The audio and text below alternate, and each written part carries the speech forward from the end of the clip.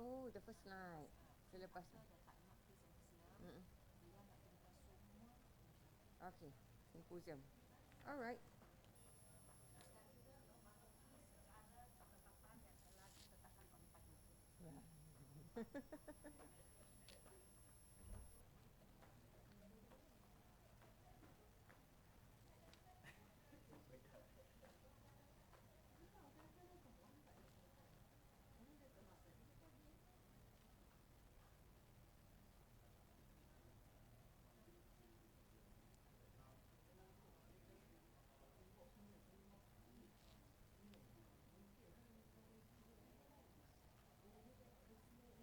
Alah,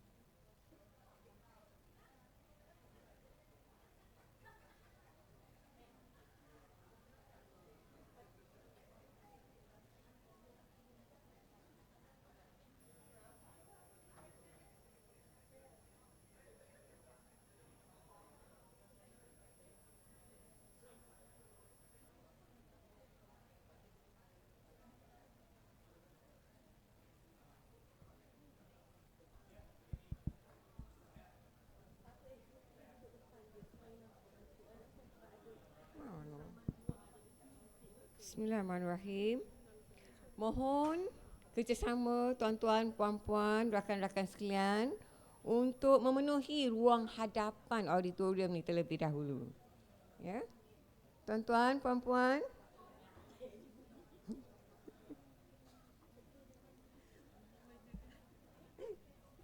Mana? Mana yang lain? Apa? Taklah last sekali punya.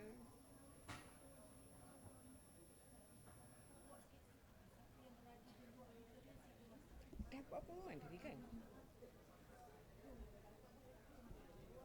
Assalamualaikum.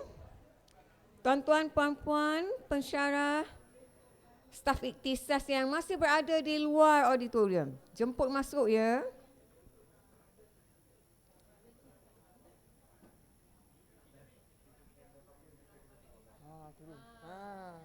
Tahu tak apa?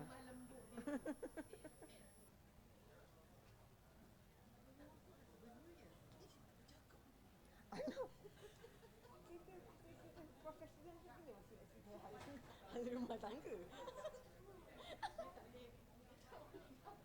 Tak boleh, tak boleh.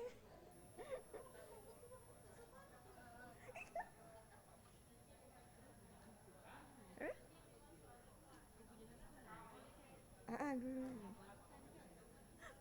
Aku tahu. I mana pernah bercerita. I kan I tak pernah bercerita hal keluarga. Kita gitu kan. Ayolah. Oh, yelah dia sesama Nazir dulu. Dengan Daud semua.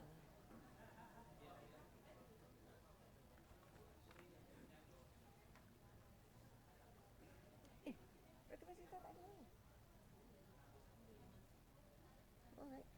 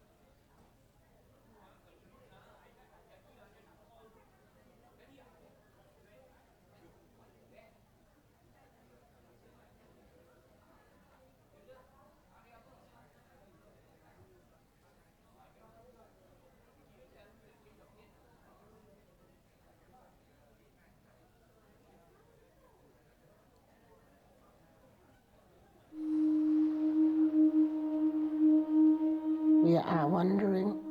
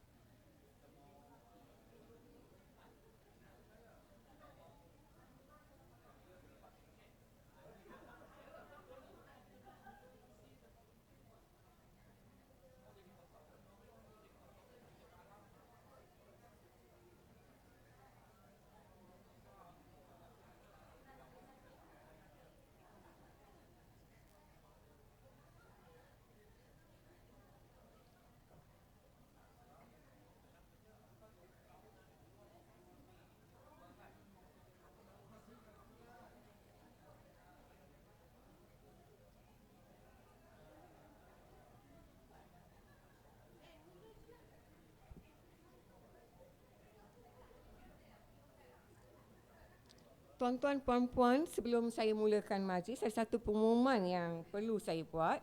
Pengumuman ini ditujukan kepada semua peserta simposium IAB, ya, yang sepatutnya hadir pada hari Ahad, ya, check-in hari Ahad malam pada 26 November. Jadi semua peserta diwajibkan berada di Hotel Eastin pada malam 26 November.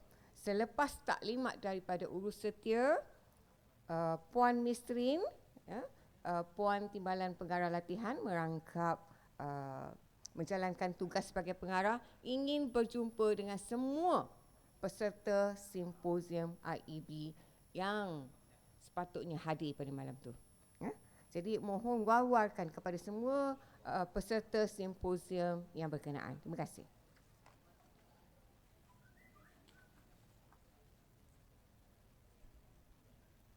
Bismillahirrahmanirrahim. Assalamualaikum warahmatullahi wabarakatuh. Salam sejahtera dan salam negaraku Malaysia. Yang berusaha, ketua-ketua pusat, ketua-ketua jabatan, pensyarah-pensyarah cemerlang, pensyarah-pensyarah kanan dan staf ikhtisas yang dihormati sekalian. Bersyukur kita kehadrat ilahi kerana dengan limpah dan kurnianya pada pagi Jumaat yang hening ini, kita dapat berkumpul bersama-sama dalam satu lagi majlis ilmu, iaitu Hari Profesional IAB bilangan 6 2017 yang juga merupakan hari profesional terakhir pada tahun 2017.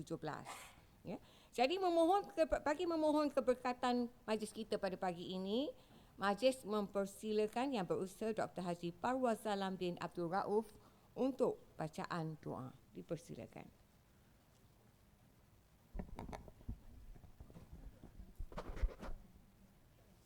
A'udzubillahi minasyaitonirrajim. Bismillahirrahmanirrahim. Allahumma salli ala Muhammad al-Mustafa wa ala alihi wa sahbihi wa ajma'in. Ya Allah, ya Tuhan kami, pada hari yang penuh keberkatan ini, hari Jumaat, penghulu segala hari, di dalam program Hari Profesional bilangan 6 2017, kami merafat doa dengan penuh rendah diri agar Engkau curahkan nikmat yang berterusan kepada kami. Kurniakanlah petunjuk-Mu agar kami mencapai keredaan-Mu, ya Allah. Jauhkanlah kami dari api permusuhan. Kukuhkanlah perpaduan serta mahabbah antara kami yang memikul amanah di dalam sebuah organisasi terbilang yang berbilang kaum ini. Ya Allah, tetapkanlah dalam hati kami rasa syukur selalu. Jadikan kami punyai jiwa yang merdeka, yang sentiasa berlapang dada, menerima pandangan dan sentiasa ringan tulang dalam membantu yang memerlukan. Tetapkan dalam hati kami rasa syukur selalu dan kekalkan perpaduan dalam kalangan kami menjadi satu. Ya Allah, ya Tuhan kami, tanamkanlah sifat-sifat terpuji dalam diri kami agar budaya kerja berkualiti menjadi amalan kami, dan supaya kami sentiasa berusaha melakukan penambahbaikan dalam kerja seharian demi kemajuan semua. Engkau sematkanlah di dalam diri kami ini, ya Allah, rasa sayang, rasa tanggungjawab atas setiap tugas yang diamanahkan kepada kami untuk dilaksanakan. Ya Allah, jadikanlah program ini program yang diberkati, perpisahan sampai ini perpisahan yang dilindungi. Rabbana atina fid dunya hasanah wa fil akhirati hasanatan wa qina adzabannar. Wa sallallahu ala sayyidina Muhammad wa ala alihi wa sahbihi wasallam walhamdulillahi rabbil alamin. Amin, amin ya rabbal alamin. Terima kasih Yang Berusaha Dr. Haji Parwazalam. Tuan-tuan, puan-puan yang dihormati sekalian, atur cara kita pada pagi ini, kita ada 4 slot. Slot pertama, penataran pelan induk pembangunan profesionalisme keguruan. Slot kedua, penataran Fourth Industrial Revolution. Dan slot ketiga, lesson learned lawatan ke Kelly. Tuan-tuan dan puan-puan, 3 slot pertama ni kita bagi pada jam 8.30 hingga jam 10 pagi. Pada jam 10 pagi, kita ada satu slot perkongsian bersama dengan Kapten Shanmugam D. Murthy daripada Malaysian Institute of Management, MIM. Untuk makluman tuan-tuan dan puan-puan, MIM adalah badan bertauliah yang menganugerahkan Certified Professional Coaching. Jadi tuan-tuan dan puan-puan, tanpa melengahkan masa, saya menjemput Puan Nurleha Ibrahim untuk menyampaikan slot pertama yang bertajuk Penataran Pelan Induk Pembangunan Profesionalisme Keguruan. Dipersilakan.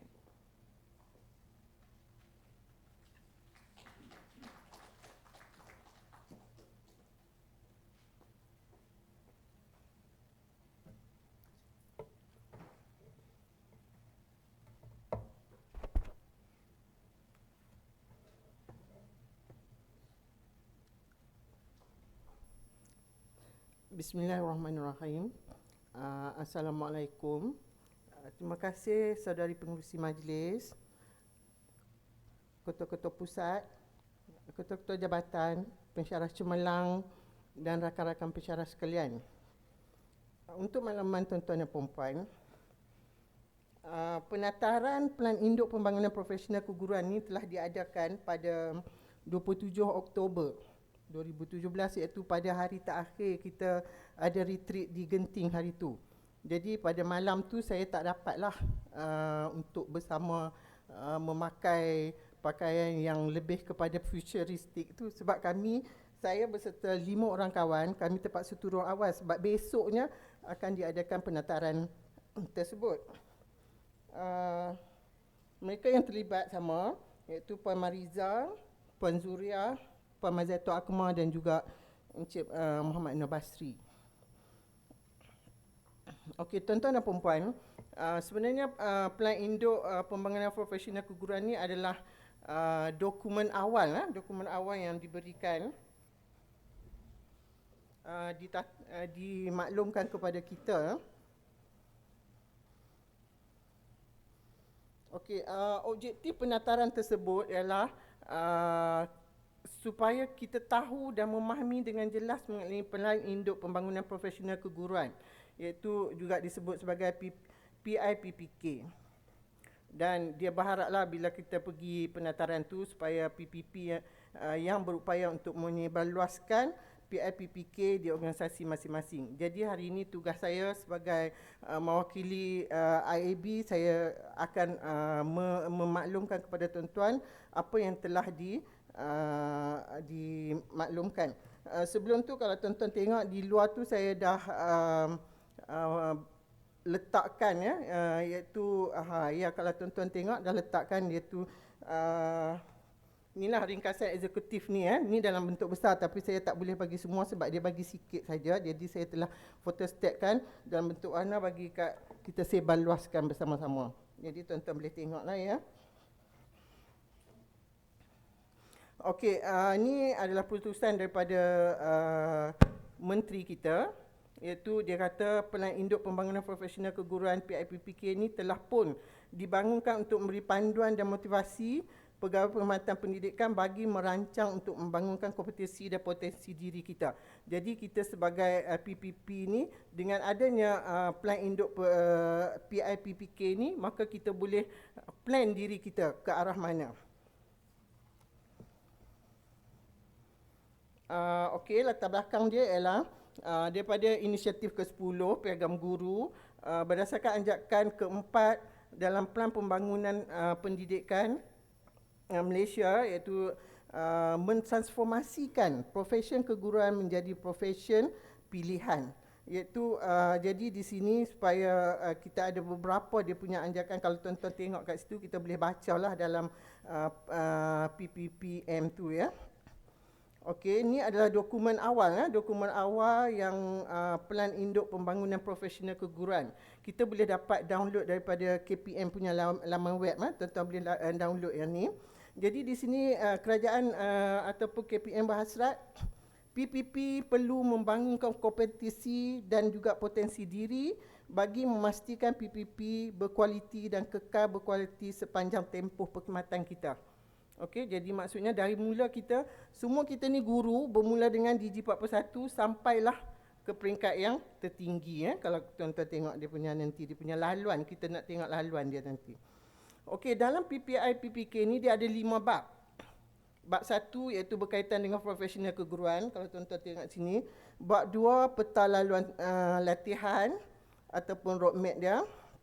Bab 3 pembangunan kompetensi. Bab 4 pembangunan profesionalisme berterusan, dan bab 5 tadbir urus dan juga prosedur pelaksanaan PPB.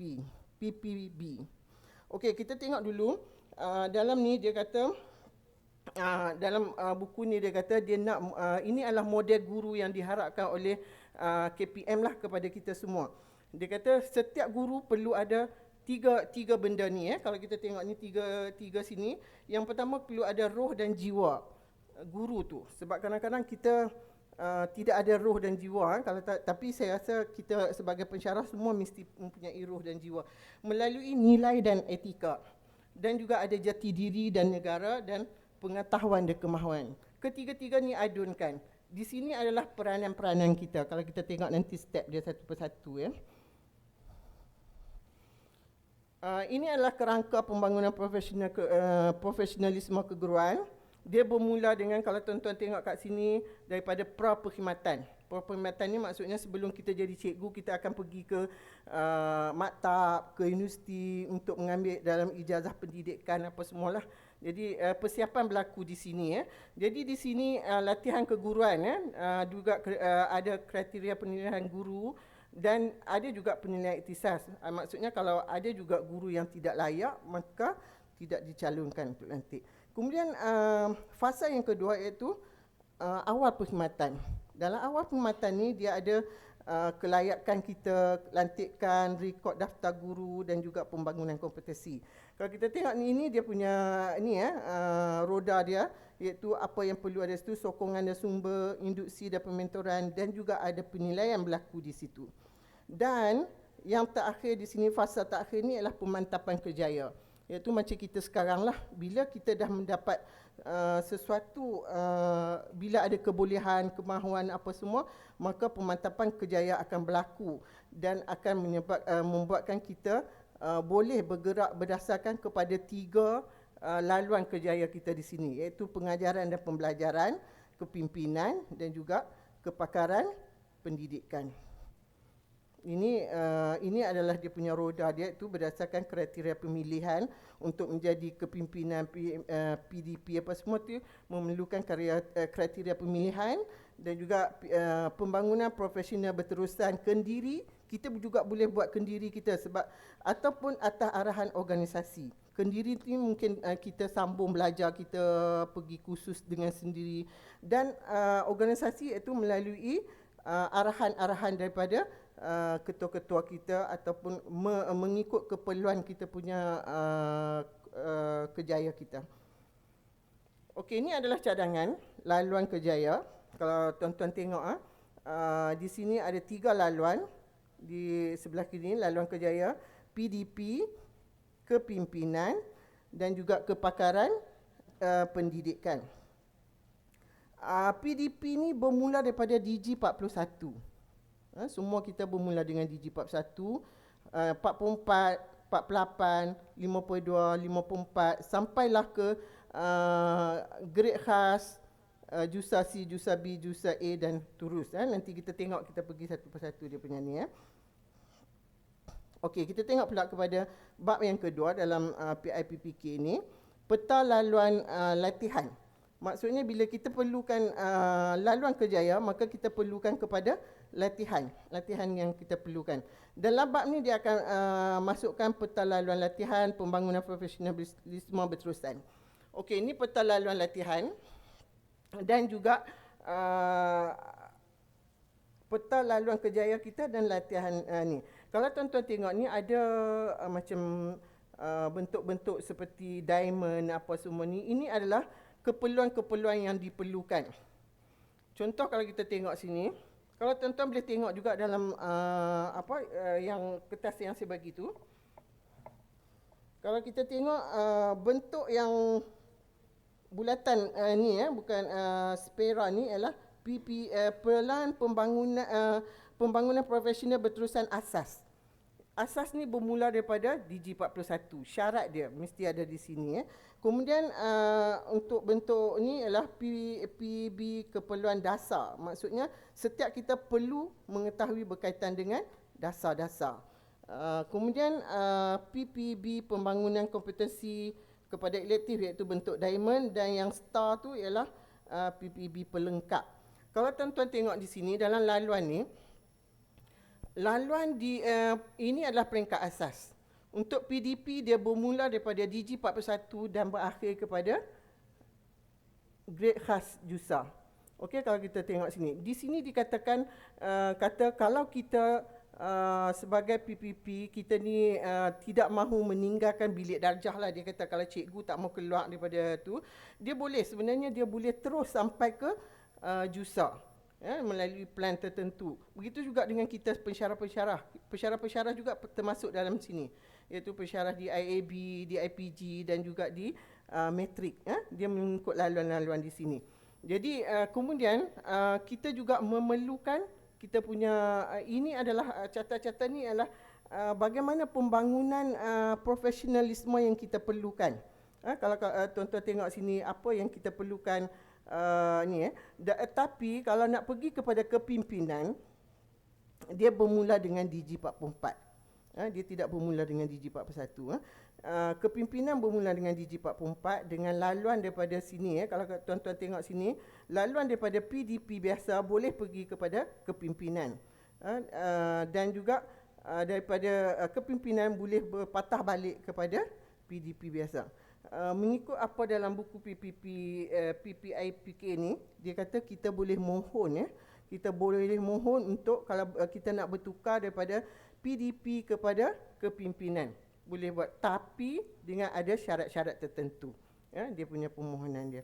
Dan daripada untuk kepakaran pendidikan, kita bermula dengan DG 48. Kalau kita tengok kat sini, DG 48 bermula di sini. Okey, ni adalah dia punya asas apa tuan-tuan tengok di sini. Tapi kalau kepakaran pendidikan bermula daripada DG 48 sampailah ke grade Jusasi ataupun grade khas. Tapi kepimpinan ni adalah pemimpin-pemimpin yang berada di sekolah, di bahagian-bahagian macam sekolah di kita sini ialah ketua-ketua jabatan. Laluan dia ni boleh terus sampailah ke peringkat yang tertinggi, iaitu ke turus.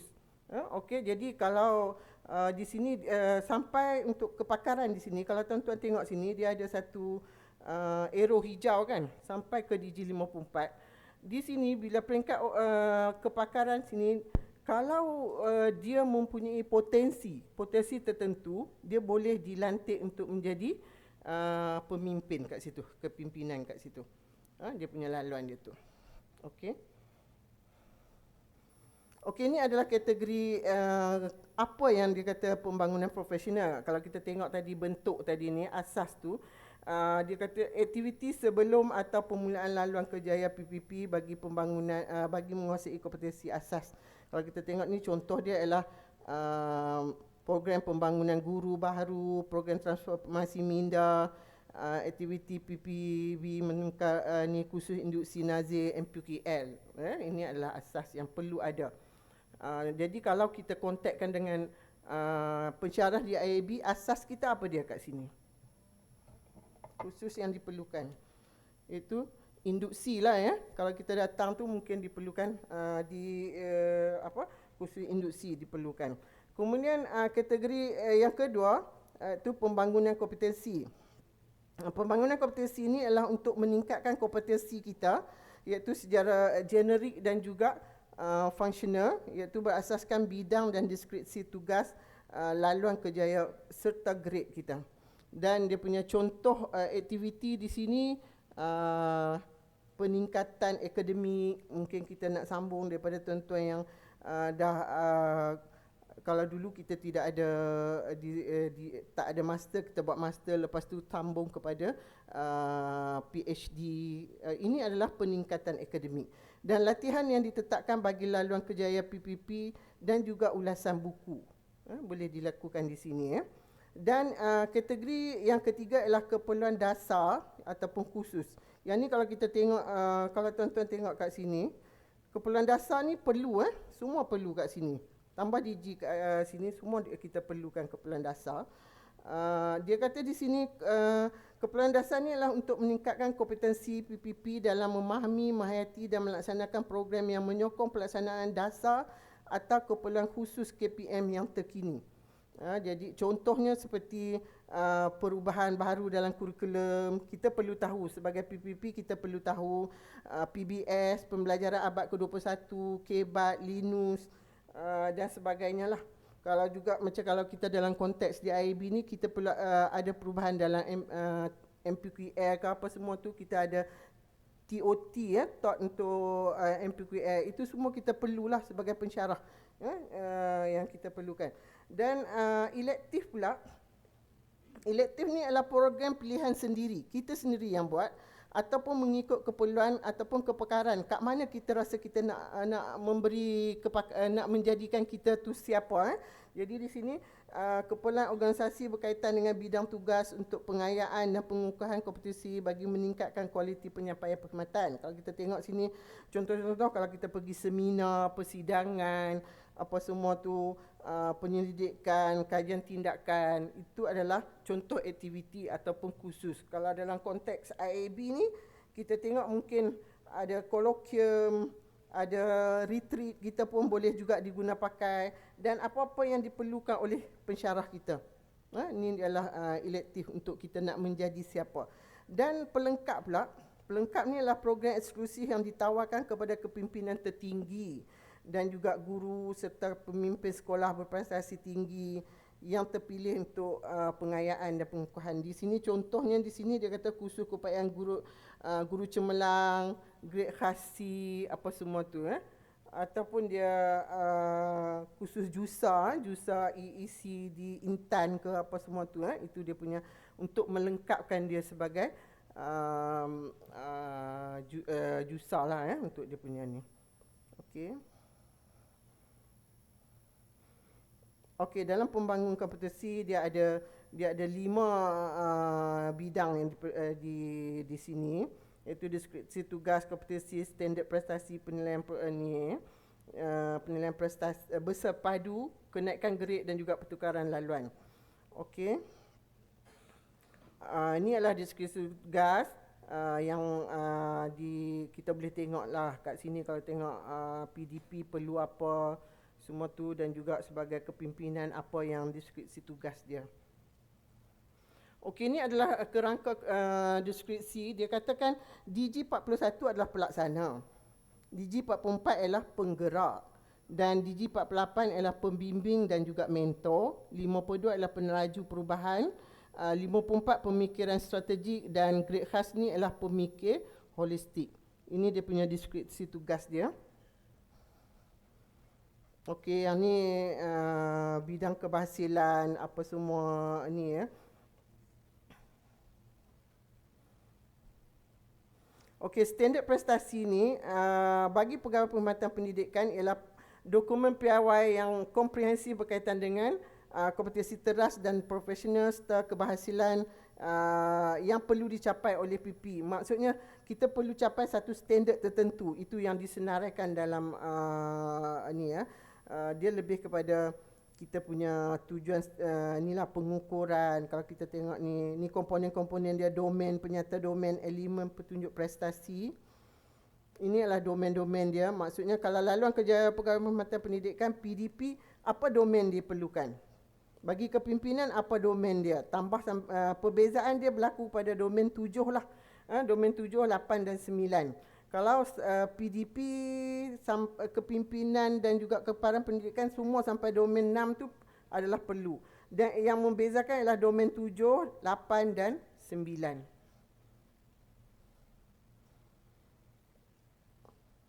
Okey, ini adalah kelulusan dan arahan dia. Ini objektif. Yang ni rasanya tak payah. Yang ni telah dimaklumkan kepada kita semua. Penilaian bersepadu PP ni adalah generik, functional dan keberhasilan. Semua ni kita telah dengar semua kat situ.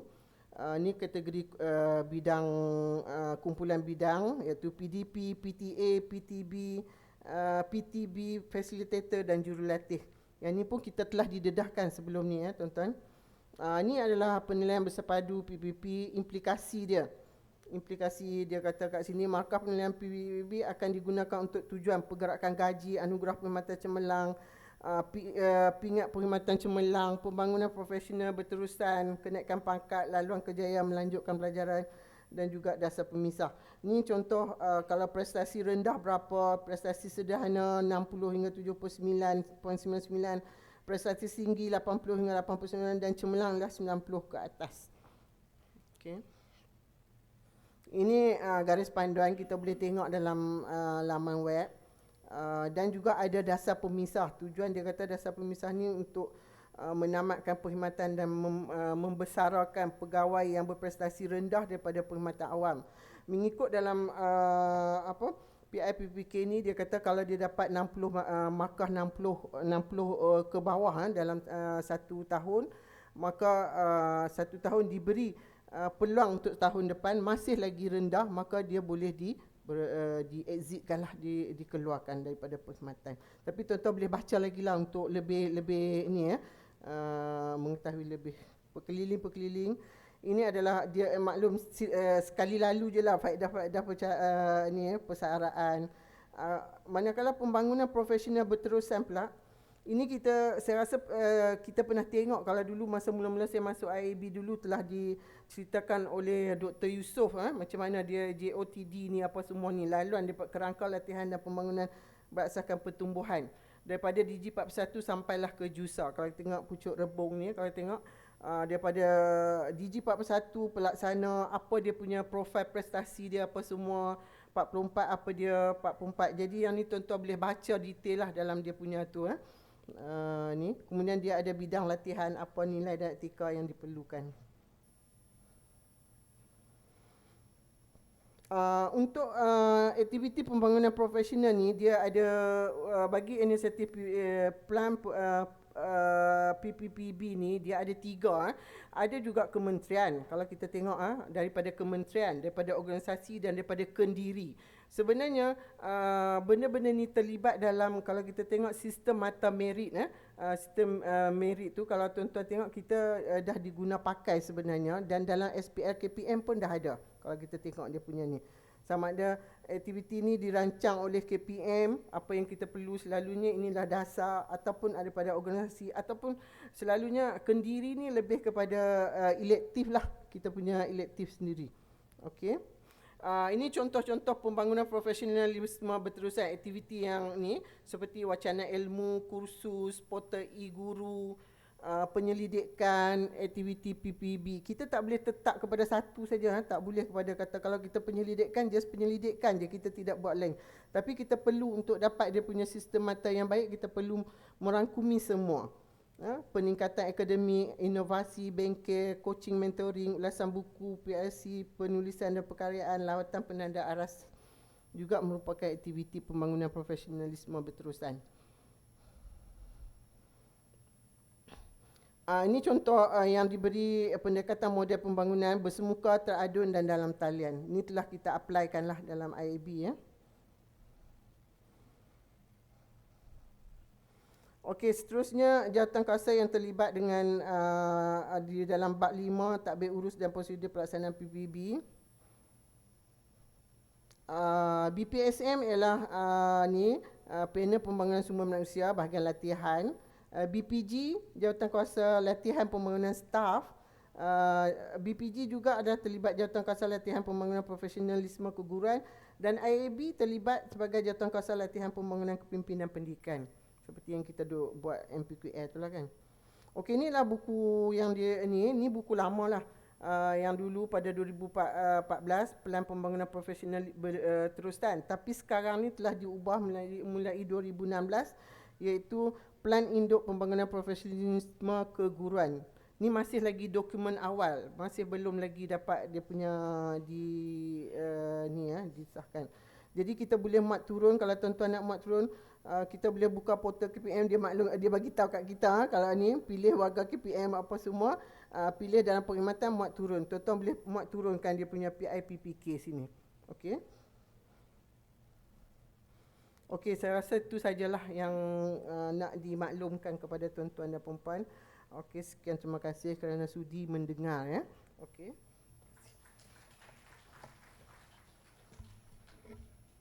Terima kasih kepada Puan Nurleha Ibrahim. Kita tangguhkan dulu sebarang soalan jika ada. Jadi kita teruskan dengan slot kedua, dijemput Tuan Haji Faridun Haji Zahid yang menyertai Forum Pendaftaran ASEAN 2050, The Fourth Industrial Revolution. Dipersilakan. Letak situ dulu lah saja.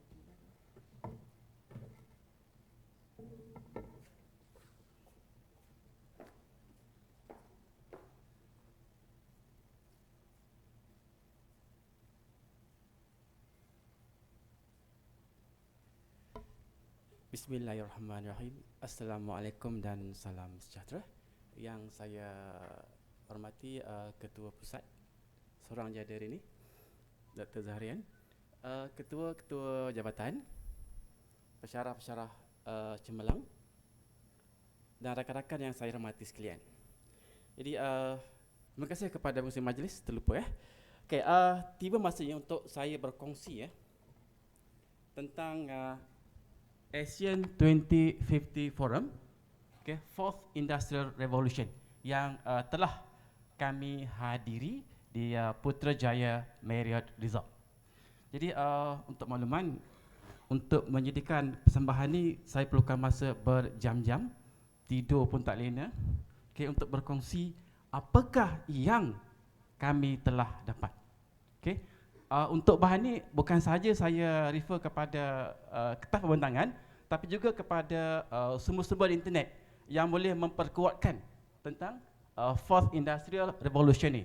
Dan kenapa kita perlu menjiwai Fourth Industrial Revolution. Dan adakah kita sebagai warga IAB bersedia?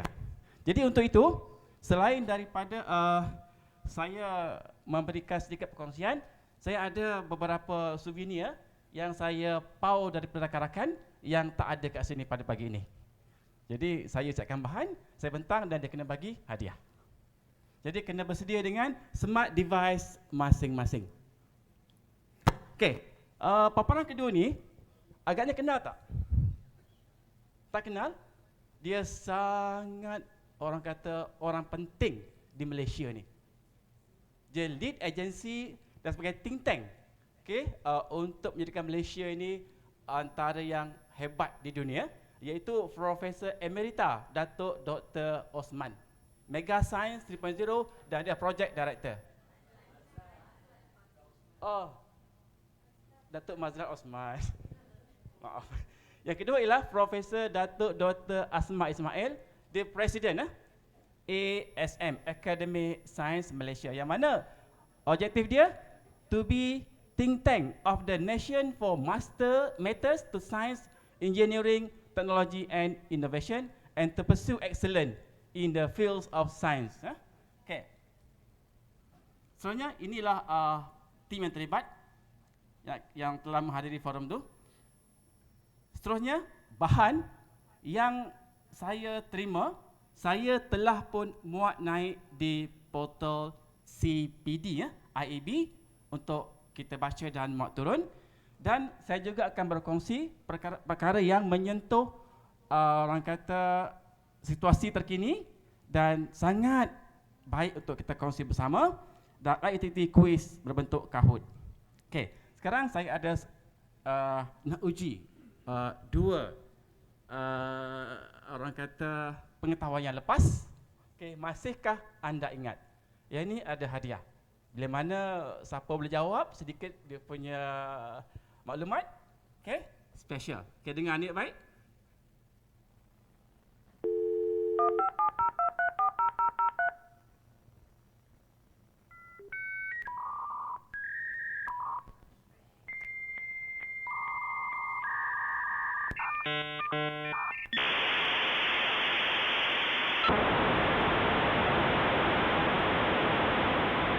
Baik. Siapa yang masih ingat benda ni? Siapa boleh? Ya, Mr. Liu, sila jawab.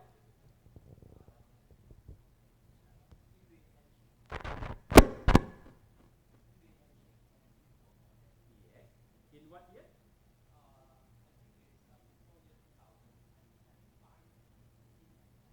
At that time, how speed the connecting to internet? Yes, itulah jawapan yang tepat. Terima kasih kepada silakan untuk dapatkan hadiah daripada saya.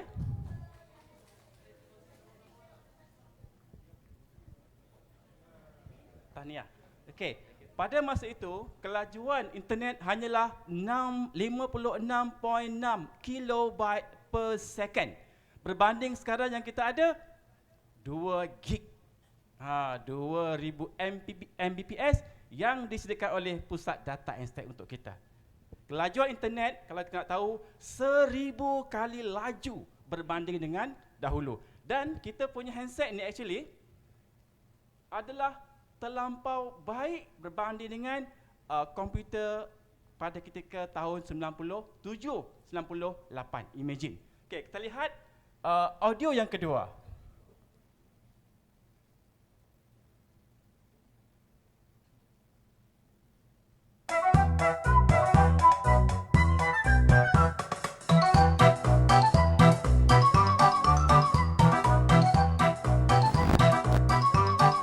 Siapa nak cuba? Apa benda dengan itu? Sila untuk dapat hadiah yang kedua. Apa dia, Doktor? Salah, kurang tepat. Ya, jom sini.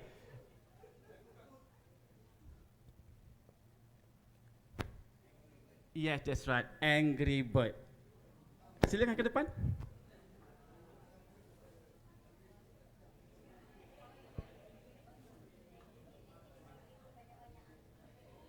Kita ada lagi banyak. 3 meja hadiah dalam beg tu. Okay, Tania. Okay. Actually, benda-benda ni, Angry Bird ni, dimainkan hampir 200 juta pengguna di seluruh dunia. Okay, belum lagi yang subscribe. Dan ada rakan saya, oleh kerana dia terlampau, orang kata, addict dengan benda ni, dia lupa segala-galanya. Sampai solat pun dia lupa. Family pun dia lupa. Angry Bird punya pandangan. Okay, seterusnya, objektif saya ada 3. Actually, dapat mengenal pasti sekurang-kurangnya 3 perkara bagi mempersiapkan diri kita kepada revolusi industri yang keempat. Yang kedua, menyenarai 4 kelebihan yang dijangka akan berlaku dalam revolusi industri keempat. Yang ketiga, menjawab dengan betul 3 dari 4 soalan kuis yang diberi. Okay. Minta kita tengok movie ni. Okay. Dan cuba hayati.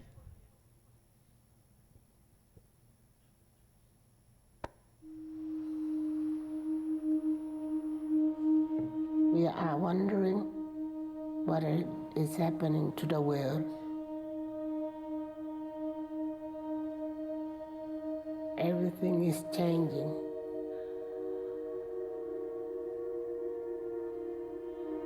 The very idea of human being some sort of natural concept is really going to change. Our bodies will be so high-tech, we won't be able to really distinguish between what's natural and what's artificial. Inside our own heads is the most complex arrangement of matter in the known universe. You might ask yourself, can we get to be superhumans?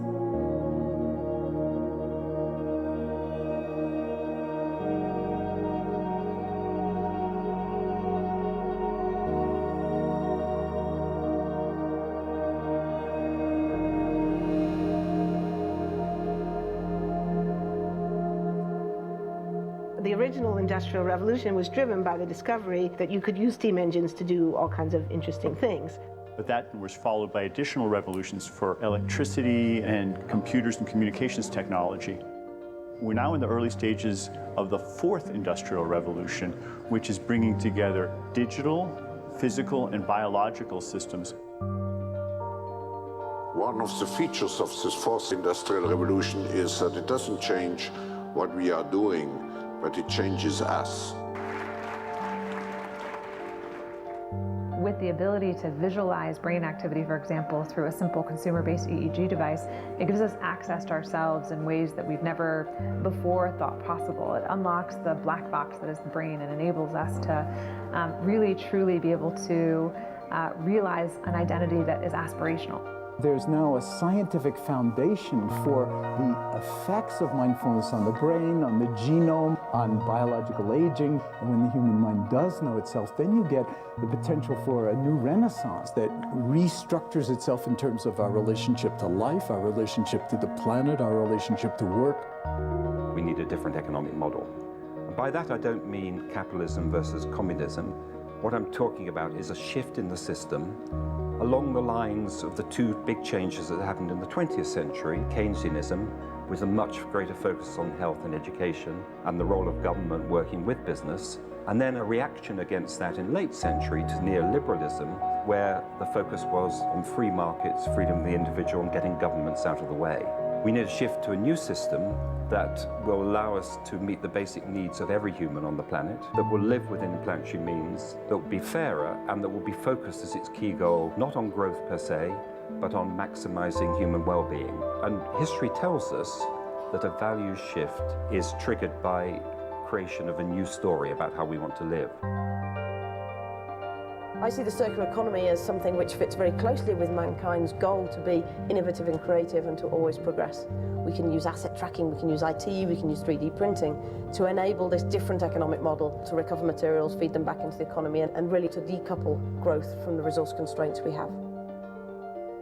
The reason we live in cities is not different today than it was 10,000 years ago. Even if we have got networks connecting us, we still want to have places where we meet in person. So this means the place where we work and the place where we live are much closer to each other, a city where we don't need to have big supply chains in order to produce things, where many things can be sourced locally thanks to 3D printing and robotics.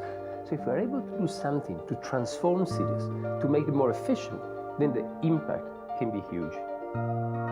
Think about the prospect of getting rid of plastics. We must not only be inspired or informed by nature, but actually use natural organisms with which to design products and building parts. Only instead of varying material properties, we're varying biological functionality.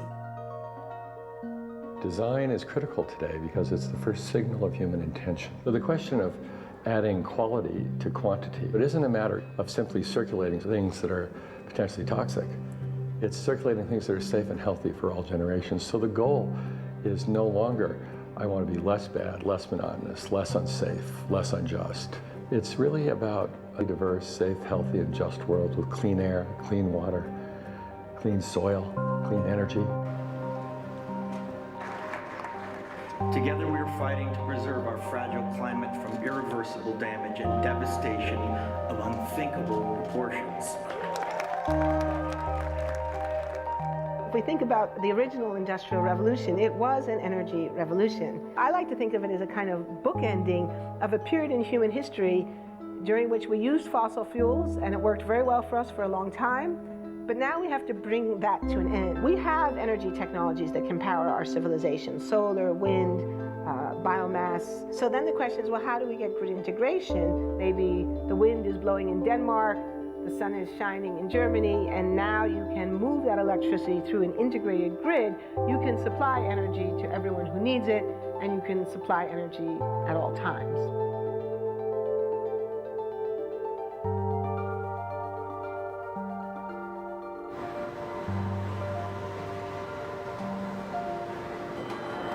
Walking around, you do see different stuff, as far as like the body marriage line.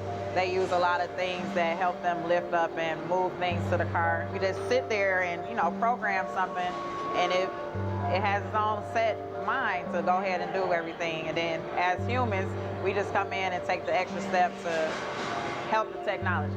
It's not the cure-all for everything. There's definitely a lot of things where people perform the operation better, but certainly for the right applications, robotics are a huge improvement for the process. The prediction of 5 million jobs lost by 2020 to technology is serious, but it's not the main question. Construction, manufacturing, services, public health and education, these industries will still exist. The main question is, what will be the future of work? How will we define work? How will we share the wealth? From the viewpoint of the labor or jobs, now we really need new education or new training. We're working with a World in Motion in FIRST Robotics, trying to encourage students from 3rd grade all the way up through the end of high school. We had students make sailboats, and then we had them race them, and so they could see how quickly they could move. And they immediately went back and started to say, oh, I saw what happened, I'm going to go change this or that. And that was 3rd graders. I just given a prize to a kid of 18 years old that has discovered something really very, very unique. Came up with how to get better productivity and better yields for seeds of corn. And so he basically came with the idea that if you would perforate these seeds, you would get more food. And you think about it and say, but he didn't go to university. So how does he get all that knowledge? And he told me, I mean, I've been watching YouTube since the age of 12, and I'm so interested that I've seen everything about it. I've read everything about it. The world is really open to learning. The thing is, how do you give the incentive to your kids to do that? It's this ability of digital technology to change outcomes, to truly empower people all over the world that can create a more equitable growth, because I think the world needs that. Fourth industrial revolution has the potential to make inequalities visible and to make them less acceptable in the future, and hopefully to gather and garner political support to take the necessary decision to reduce the gap. Humans have always been using tools, but because of the recent advances in technology, we're beginning to have machines that can augment us in all sorts of interesting ways. I was the first person in the world to be able to voluntarily move my legs while stepping in a robot by exciting the nervous system using electrical. Okay. Terima kasih kerana sudi memberikan perhatian. Jadi kita lihat kepada video tadi. Okay. Agaknya apakah yang kita boleh dapat daripada Fourth Industrial Revolution ni? Siapa boleh jawab? Apa yang boleh kita adapt dengan kita punya real life sekarang? Ya, teknologi lagi.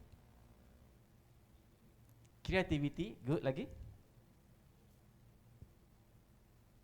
Untuk industri yang keempat ni, apa yang sedang kita hadapi sekarang? Perubahan apa yang sedang kita hadapi?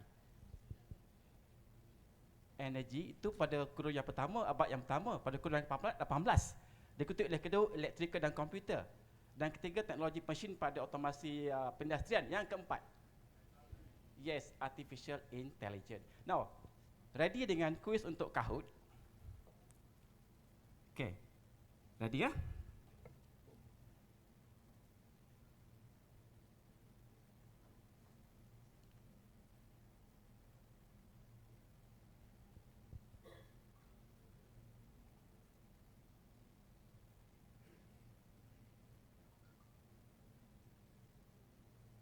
Please access kepada Kahoot IT.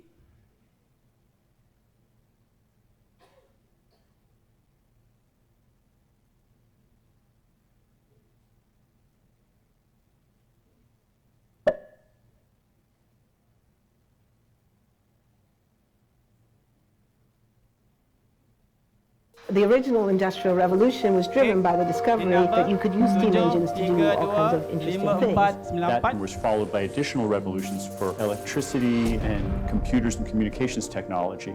We're now in the early stages of the fourth industrial revolution, which is bringing together digital, physical, and biological systems. Sedia? Boleh kita mula? One of the features of this fourth industrial revolution is that it doesn't change what we are doing, but it changes us. We need a different economic model that will allow us to meet the basic needs of every human on the planet, and that will be focused not on growth per se, but on maximizing human well-being. We have energy technology. Ada 4 soalan.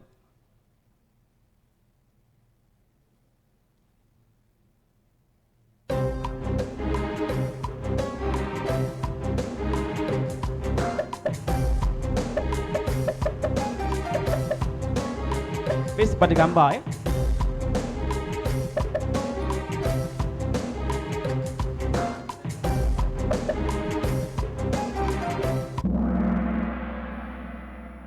Okey, 14 betul, 3 benar ya. Okey. Soalan yang kedua. DMS, siapa tu 865? Sila ke depan. Siapa DMS? Wah, Dr. Mahazi. Oh, tahniah diketuai oleh Azima. Putih. Siapa putih ya? C dan 69. Okey. Tahniah. Okey. Soalan yang kedua, ke putih ke? Okey, soalan yang kedua. Scoreboard ah. Okey, di mana bermulanya industri revolusi?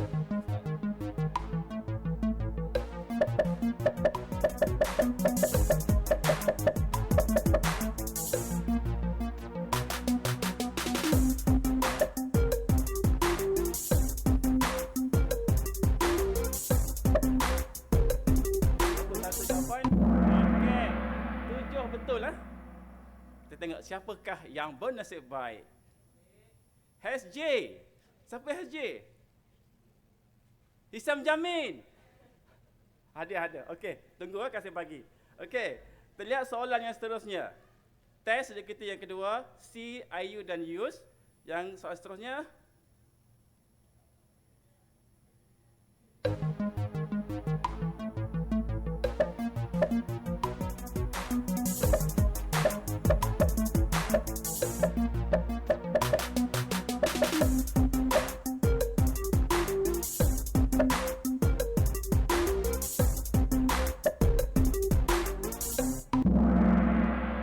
Saja yang betul.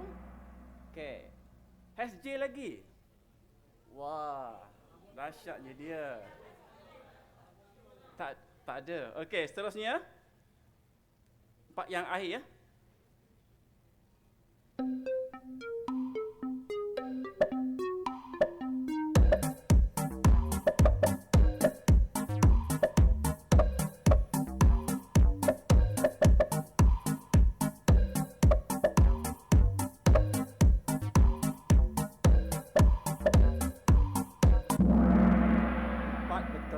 Siapakah dia ya? SJ lagi. Dahsyatnya dia. Okey, tahniah Ihsan Jamin. Okey, seterusnya saya nak kongsikan maklumat semasa di seminar tu. Okey, overview dia. Ini dia punya yang berlaku pada 2 November. Keynote oleh Dr. David Wood. Diikuti oleh perbincangan oleh panel. Dan hari kedua dan hari ketiga. Cuma apa yang saya nak kongsikan ialah apa yang disampaikan oleh David Wood. Jadi siapa yang ingin tahu siapa itu David Wood, sila explore ke internet. Okey, banyak maklumat tentang diri dia. Okey, dia adalah seorang futurist, consultant dan creator of London Futurist. Okey, apa yang dia sampaikan? Pertama, manusia di dunia akan terus berkembang. Akan terus bertambah ramai. Kalau kita lihat kepada news di New York, akan mencecah kepada 9.8 bilion manusia in 2050 and 11.2 billion in 210. Okay. Kemudian apa dia kata lagi? 10% perniagaan berjalan seperti biasa. Okey, ini normal. Yang ini 60% kelimpahan mampan untuk semua. Sustainable abundance for all. Apa maksud dia? Maksud dia, apa yang sedang berlaku sekarang, manusia walaupun dah berusia, dia semakin muda. Apa elemen yang digunakan? Satu. Yang kedua, kita lihat, manusia mula mencari udara yang segar. Okay, air yang bersih untuk survive diri dia. Ini akan semakin bertambah baik pada masa akan datang. Dan seterusnya, 30% sosial akan collapse. Bayangkan apa akan berlaku bila mana ayah dan ibu tidak mendidik anak mereka dengan betul. Seterusnya, apa yang dikatakan sebagai sustainable abundance? Development which meets the needs of current generation. Terlihat healthy food, lihat synthetic biotechnology, clean energy melalui green tech, material good, nanotech, affordable health, rejuvenation macam kupu putih. Kemudian time for creativity, automation. Ini elemen-elemen sustainable abundance. Seterusnya ialah mengikut pada David Wood, automatic machine learning will make the technology more accessible for AI expert, yang mana suatu masa nanti sistem akan create sistem. Okay? Kemudian melalui Google DeepMind ni, AI ni boleh membuat mimik percakapan lebih tepat daripada profesional. Okay? Kemudian Google's learning software learns to write learning software. Okay, seterusnya many more rujuklah kepada cpd.iab. Okay, seterusnya apakah langkah yang perlu kita buat sebagai syarah di sini? Pertama, kita kena flexibility dan just simply honing on specific set of skill. Kita boleh diarah buat sana boleh, di sini boleh, mana kita flexible. Kemudian kita kena ada multi skilling. Okey, tidak hanya satu skill saja. Okey. Kemudian kita kena ada curator skill. Satu term yang baru saya dapat, curator biasa kita nampak di museum. Tapi curator yang ini ialah kita mencari kandungan. Kita cari maklumat yang relevan untuk kita punya klien. Lepas tu kita identify yang paling sesuai dan kita share melalui media sosial. Dan seterusnya ialah kita harus menerima perubahan. Welcome, change, here I am. Seperti NPQL 2.0. Seterusnya, apakah kelebihan dia?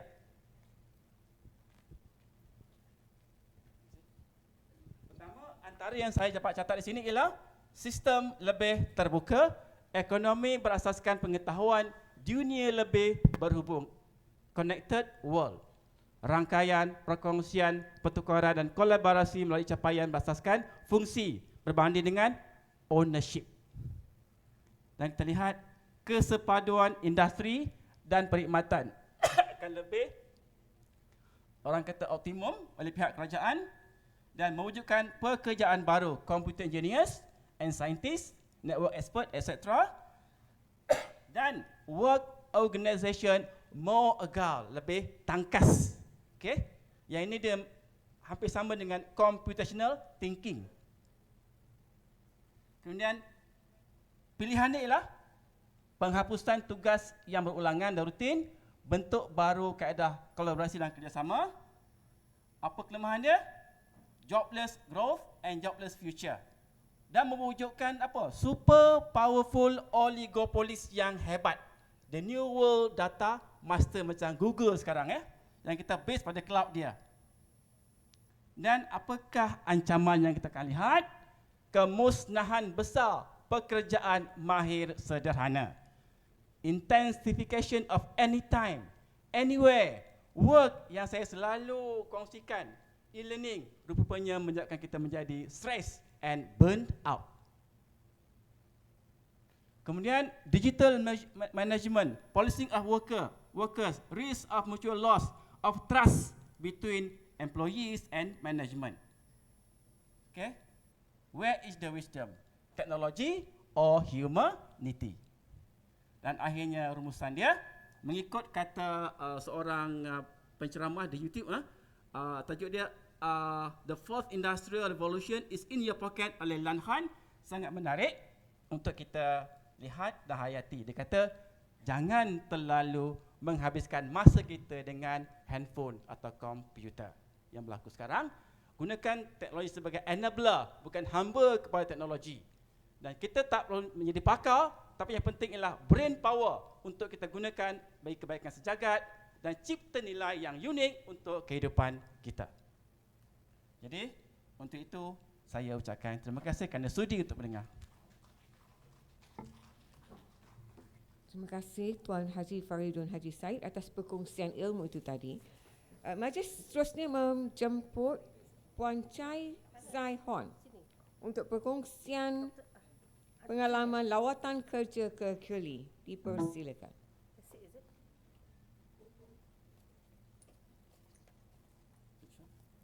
Okay.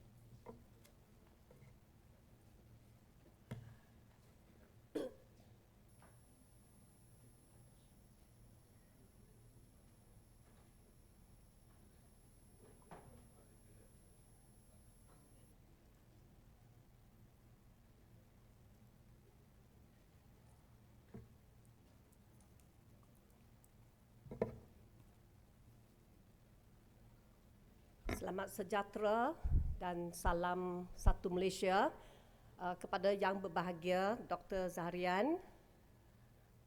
Tak nampak ada ketua pusat lain ya. Ketua-ketua jabatan, pensyarah cemerlang dan rakan-rakan IAB. Jadi ini merupakan satu sesi perkongsian tentang lawatan penanda arasan dan peningkatan profesionalisme IAB ke Queensland Education Leadership Institute ataupun in short kita panggil QLE di Australia.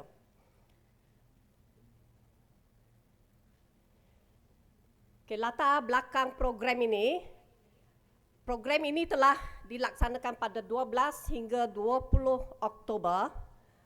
Sebenarnya walaupun 9 hari di sini, 2 hari kami bermalam di dalam kapal terbang. Jadi kami bertolak pada 12 hari bulan dan kembali ke sini pada 20 Oktober pagi. Peserta adalah 12 orang peserta dari KPM. Jadi semua sekali ada 16. 12 peserta KPM, seorang pensyarah, seorang pengetua dari Bangi dan 11 orang pensyarah kanan IAB. Seorang dari Sarawak yang selebihnya 10 orang dari IAB Induk. 4 lagi adalah spouse ataupun suami ataupun isteri dan juga Puan Encik Hajah Samiha yang sudah bersara tetapi masih mengikuti rombongan ini. Jadi objektif program ini kami ada 3. Satu ialah kami turun untuk meneroka amalan-amalan terbaik di QLE, terutama sekali dalam bidang latihan, pengurusan dan kepimpinan pendidikan. Yang kedua, kami membuat pemerhatian pelaksanaan program di QLE. Dan yang ketiga ialah meneroka amalan-amalan terbaik dalam bidang pengurusan dan kepimpinan pendidikan di beberapa buah sekolah di Gold Coast dan Brisbane. Dan juga kami membuat satu lawatan ke PPD ataupun South East Regional Office. Jadi rombongan ini diketuai oleh mantan pengarah sendiri, Dr. Haji Zanal. Ya. Jadi jadual program kami bertolak pada 12 hari bulan sampai sana 9:30 pagi. Terus kami telah membuat lawatan sekolah yang pertama. Tapi sempatlah kami kemas, tak sempat mandi tetapi dapat juga kemas-kemaskan ya, berus gigi dan sebagainya. So 13 hari bulan iaitu hari Jumaat, hari kerja, kami telah buat lawatan ke sekolah yang pertama, Kurubin State School. Ini adalah sebuah sekolah kerajaan, sekolah rendah. Hari Sabtu rehat. 15 hari bulan Oktober, hari Ahad pagi kami ada aktiviti sendiri. Kemudian sebelah petang kami ada pertemuan dengan pensyarah-pensyarah ataupun konsultan dari QLE. Kemudian 16 Oktober, hari Isnin, ini adalah satu program yang sangat rasmi di mana kami mendapat taklimat daripada pihak konsultan dari QLE dan juga beberapa orang rakan kami sempat membuat pemerhatian program yang sedang dilaksanakan di QLE.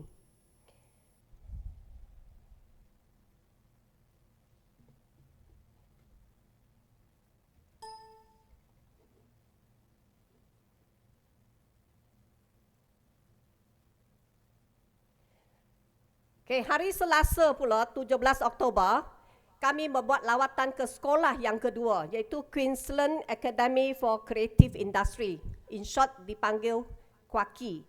Kemudian kami juga membuat lawatan ke Loretz Hill College. Ini adalah sebuah sekolah Katolik, sekolah perempuan. Kemudian pada hari keesokan kami telah pergi ke Sheller Park State School. Sheller Park State School ini adalah, dia punya nama sebenarnya adalah Sheller Park Independent State School. Independent maknanya sekolah itu mempunyai pencapaian yang baik, sangat cemerlang, maka telah diberikan status independent. Bermakna sekolah itu mempunyai autonomi yang tertentu, ya, dari segi keputusan, dari segi guru dan juga program yang dilaksanakan. Ini diikuti dengan lawatan ke PPD ataupun Southeast Regional Office, dan 19 Oktober kami membuat refleksi rumusan, dan pada waktu malam kami pun terbang balik ke sini. So hasil pembelajaran di QLI, ya. Jadi tuan-tuan, kami dapati bahawa kebanyakan konsultan di QLI, mereka pernah menjadi pengetua. They had experience as a principal. Jadi keistimewaan di sini, QLI ini dia adalah sebuah institusi private swasta. Jadi kursus yang diberikan oleh QLI, dia adalah kursus yang berbayar, siap dengan GST lagi. Jadi untuk konsultan, dia bukan macam kita di mana kita mempunyai satu kampus yang begitu luas, siap dengan asrama, siap dengan bermacam-macam kemudahan, just like this auditorium. Namun demikian di QLI dia cuma one floor sahaja, satu tingkat sahaja. So satu tingkat dan dia ada 2 buah classroom, fully functional 2 classrooms sahaja. But they can have so many programs throughout the year. Semasa lawatan kami, mereka sudah pun sediakan senarai latihan untuk tahun hadapan, the prospectus, dapat disampaikan kepada dia punya pelanggan. So sebagai konsultan yang pernah menjadi pengetua, mereka ini mempunyai satu sistem yang sangat fleksibel, di mana PGB ataupun the principals, dia dibenarkan mengambil cuti. So macam cikgu kita, pengetua kita, dia boleh bercuti sebulan, dia setahun, they can take leave untuk setahun, kemudian join a public private institution like QLI, dan selepas itu mereka boleh balik semula. No loss at all, masih kekal sebagai principal, dia tak hilang jawatan. So in this, dengan cara yang fleksibel seperti ini, QLI ataupun pusat latihan mereka mempunyai kepakaran, ya, kepakaran untuk membuat program bagi peningkatan prestasi sekolah. At the same time, pengetua ini dia suka join an institution like QLI sebab mereka juga dapat belajar. They also learn something as they coach other school. So itu satu perbezaan antara QLI dengan IAB. Dan QLI juga mereka kerangka latihan mereka membimbing kepimpinan sekolah untuk semua peringkat. So kalau kita tengok di bawah ini,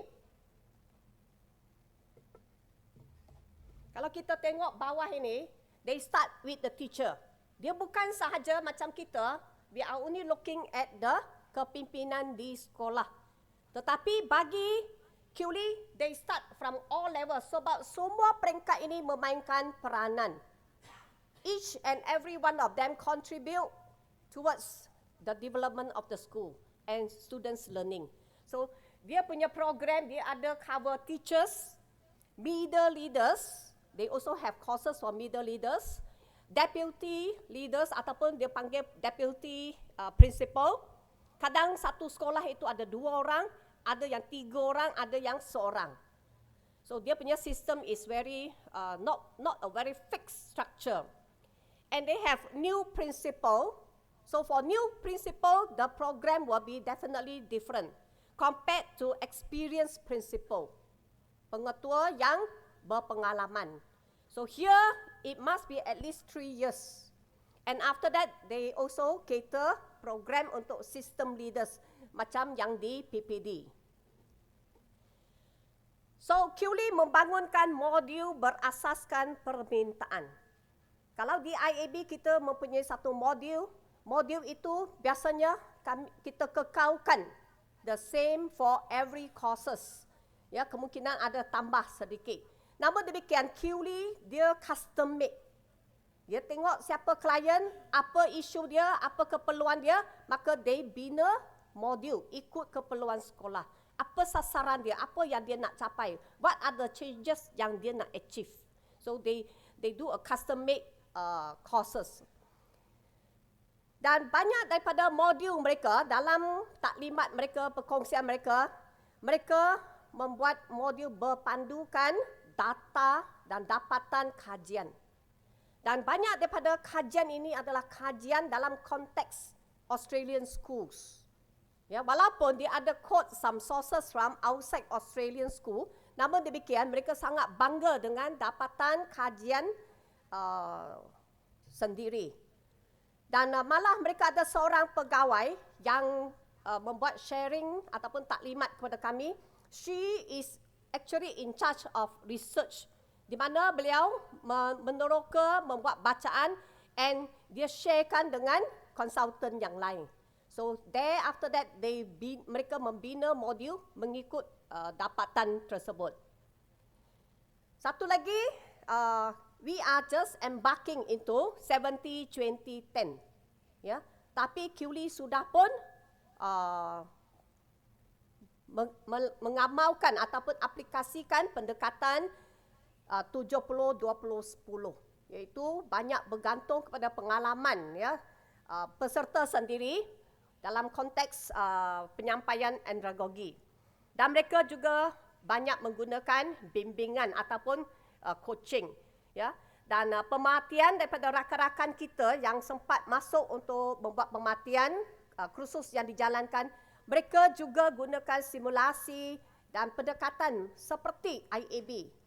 We are actually the same ya.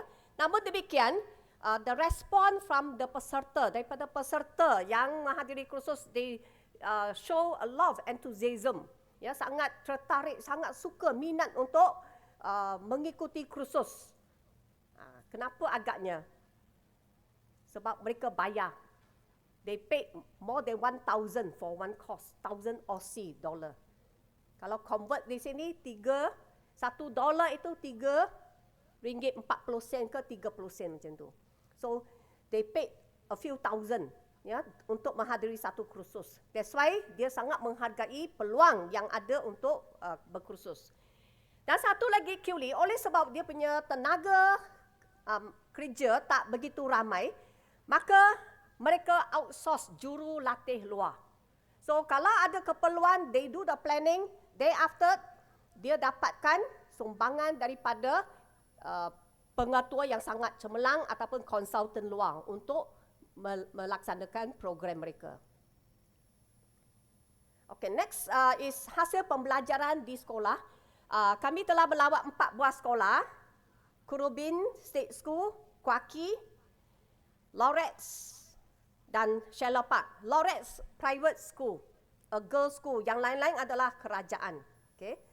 So kita tengok principal ataupun PGB, mereka sangat, untuk ke-4 sekolah ini, mereka sangat pentingkan guru berkolaboratif. Ya. PLC sangat diberi penekanan. Umpamanya Shallow Park, dia punya principal siapa nama Miss Julie. Ya, Miss Cik Julie ni semua peserta kami ahli rombongan berebut nak bergambar. Because she's a very sweet and beautiful lady dan sangat pengetahuan sangat tinggi. So beliau share how macam mana beliau membimbing cikgu dia dan tekankan bahawa setiap guru must work collaboratively. Sampai tahap di mana kalaulah ada guru yang enggan bekerja sama or they cannot be a team player, maka beliau nasihatkan cikgu tersebut, dia kata this is not the school for you. You have to look for other school. So itulah ketegasan yang kita nampak daripada pengetua di sini yang begitu menegaskan bahawa setiap anggota staf mesti mainkan peranan ke arah untuk meningkatkan pembelajaran murid. Jadi proses pembudayaan nilai dalam kalangan murid sangat ketara juga. Ya, contohnya di Kwaki. Kwaki pengetuanya bernama Gavin Bryce. Sangat agile, sangat tangkas seperti yang disebut oleh Cik Haji Paridon tadi. Very tangkas. And beliau menegaskan bahawa dia kata dia habiskan the first few months every year apabila ada new intake of student untuk pembudayaan supaya all the students learn that they are actually a part of the school and they must support each other. Jadi Kwaki ni sebab dia adalah Queensland Academy for creative industry. Jadi dia ada drama, dia ada music class, and dia adalah sekolah yang menawarkan IB, International Baccalaureate. Jadi dalam konteks ini alat muzik yang dibawa oleh budak adalah alat muzik yang sangat mahal. And you can see alat-alat itu just dibiarkan saja. They just leave it on the cupboard outside ke, dan dia punya locker itu tidak berkunci. But no theft. Tak ada kecurian, tak ada kehilangan. And untuk kemasukan murid untuk Kwaki, pengetua itu sendiri interview.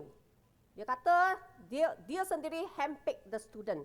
Bila dia nak pick the student, they want to see how much the student is actually passionate to learn from that school. So why are you applying? Dia kata kalau ibu bapa yang minta a lot of encouragement from parents, dia tidak mau.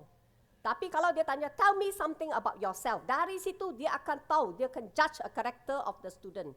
And she finalize who is to join his school. Ya.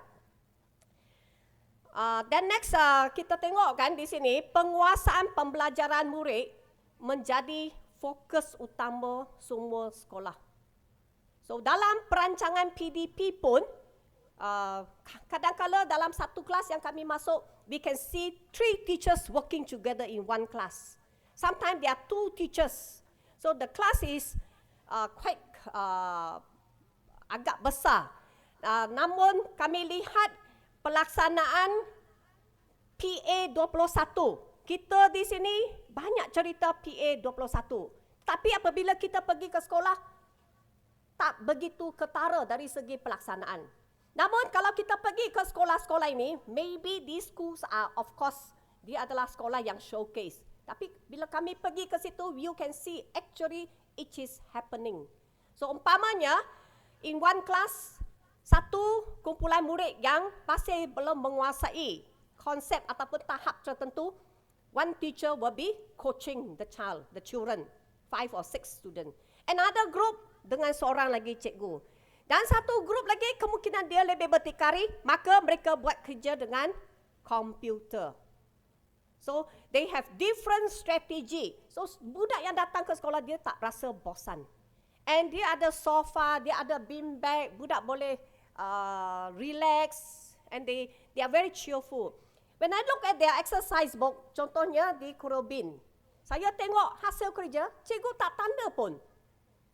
The teacher tak ada tanda tarik macam kita. But student did their work.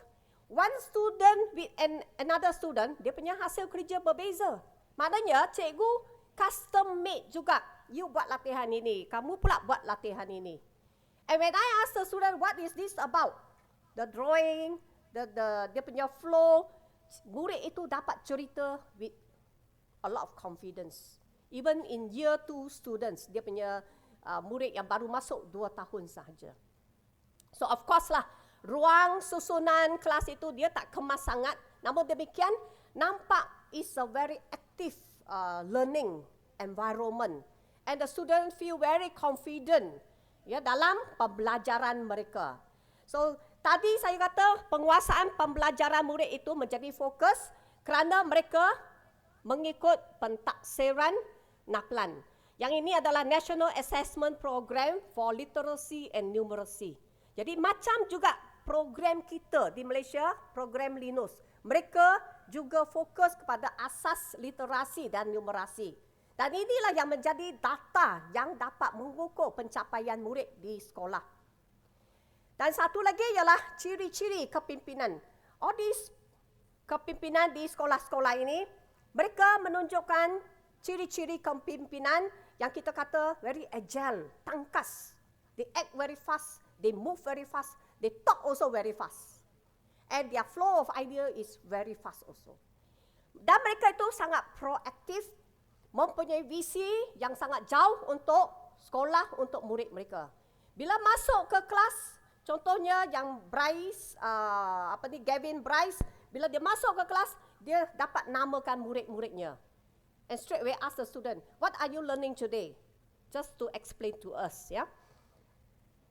Demikian juga kita tengok kepimpinan di situ, they can be role model. Umpamanya Sheila Park Independent State School, Cik Julie, ya. She talk about how she built a teamwork in the school. And juga dia bawa kami pergi ke tempat cikgu dia buat kerja, cubicle. Dia pernah ada satu office untuk principal. She do away with the room and convert to something else. Dan selepas itu beliau duduk bersama dengan cikgu pakai cubicle juga. Although she is a principal. Tujuannya supaya beliau dapat sentiasa bersama with the teachers. Understand their problem. And cikgu juga dapat membuat rujukan kepada beliau. So that is a kind of a role model yang kita nampak pada kepimpinan di sekolah-sekolah yang dilawati. And of course, actually I got one video, but we might not have time to see that.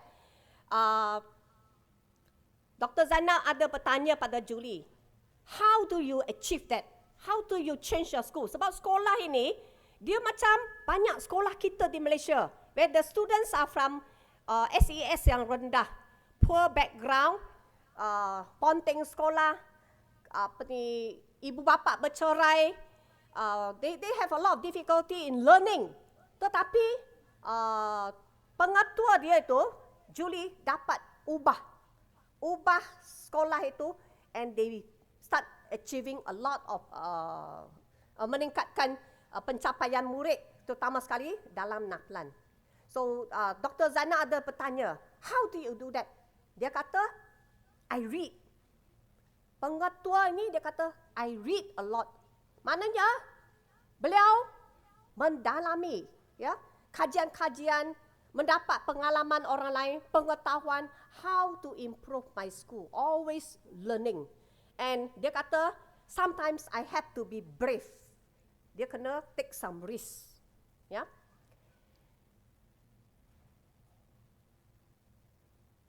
Tak banyak masa dah. Hasil pembelajaran di Southeast Regional Office, kami sempat berjumpa dengan Terry Cornish. Beliau adalah penolong pengarah di Southeast Regional Office. So kami sebenarnya sampai ke office itu awal sedikit hari itu. So we were kept waiting for a while. Then suddenly this man came in with a large box. Macam kita punya pilot bag, tetapi kotak yang lebih besar, a bigger box. So dia kata, tunggu, give me a moment. Dia masuk office and he came out. So selepas itu dalam taklimat beliau terangkan bahawa beliau baru balik dari sekolah. He just came back from visiting one school. So tugas beliau seperti SIP plus kita, just like our SIP in PPD. Tetapi he also coach the school from teachers, middle leaders, right to the top. Okay? Beliau sentiasa memantau prestasi setiap sekolah di bawah bimbingan beliau melalui pencapaian NAPLAN, melalui program-program yang dilaksanakan di sekolah, kehadiran murid. Mereka mempunyai satu sistem bersepadu di mana all this information at one click he can access to it, and he can monitor what is the school doing, how well is this school doing. So beliau memberi bimbingan, kalaulah mereka buat bimbingan, dia kata bimbingan itu berterusan untuk sesebuah sekolah ataupun seseorang pemimpin itu antara 3 hingga 5 tahun. Continue. You don't just go for 1 year and then you just stop, forgot about it. But they continue monitoring the school to see how well are they doing, and it will take until 3 to 5 years. Dan dalam perkongsian beliau kata, beliau melawat 4 buah sekolah, 4 hari seminggu keluar untuk membimbing sekolah. And banyak kali, kerap sekali, beliau kata, I had conversations. So, bila dia ke sekolah, kami tanya, apa yang you buat? I had conversations. Maknanya dia bimbing sekolah. Dan saya ada tanya, why you carry such a big bag? You just came back from the school. Kenapa bawa bag yang besar? Jadi dia kata, dalam bag dia itu, dia ada data sekolah. Dia ada bawa buku, dia ada bahan research. So kalau dia tak dapat yakinkan guru ataupun dia punya klien, dia punya pengetua, maka dia tunjukkan, this is a research. Buku ini kata macam ini, so you have to follow. So itu is based on a lot of learning. Dan pada setiap hari Jumaat, beliau akan bertemu dengan ketua jabatan, the head of department, dan juga rakan-rakan yang mempunyai peranan seperti beliau. So there we see a lot of collaboration. Dia ada PLC juga, whereby he will explain about what are the pencapaian sekolah. This school, what I have done. Ini kesannya. This school I cannot do anything. I just do not know what to do. So rakan-rakan yang lain, dia punya head department akan suggest to him, why not you try this? Have you tried that or not? So they had a lot of conversation like that juga. Lepas itu dia akan buat keputusan, maybe he go back and change again. Ya, so kerja dia di jabatan itu dia bukannya fix and sampai tetap berpension. Instead he say, I will compile the reports what I have done, and at the end of the year I will have to submit to my head of department. Hopefully he will renew my contract. So dia akan tengok prestasi. Kalau dia bagus, he will continue. If he's not good enough, then maybe he has to go back to the school. Okay? So itu yang kita tengok. We are very impressed. Office itu dia tak besar, namun demikian they run very efficiently. And of course, tempat ini dia agak baru. They have very beautiful scenery. Bila pandang keluar kan cantik sekali dengan pemandangan. Very nice place. I just cannot describe to you. Okay, here, finally, I need refleksi. I capture some refleksi daripada ahli rombongan. Inilah tempat di hotel when we have the time. Sometimes petang balik dari lawatan, kami just duduk like that and then we just go through what we have learned. And this is our Puan TPL dengan ahli kumpulan. We will share, we do a lot of sharing here.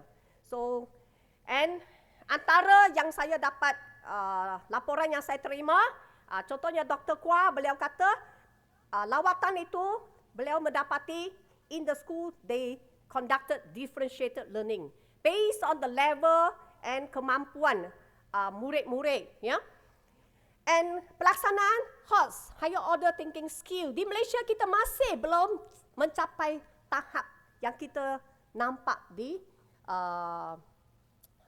Australia ataupun Gold Coast dan Brisbane. Dan beliau juga kata banyak flexibility kepada guru dan merupakan autonomi kepada guru untuk membuat keputusan bagi membantu pembelajaran murid. Tapi sekolah kita di Malaysia kita masih terikat with a lot of guidelines. Jadi itulah yang beliau dapat capture, ya.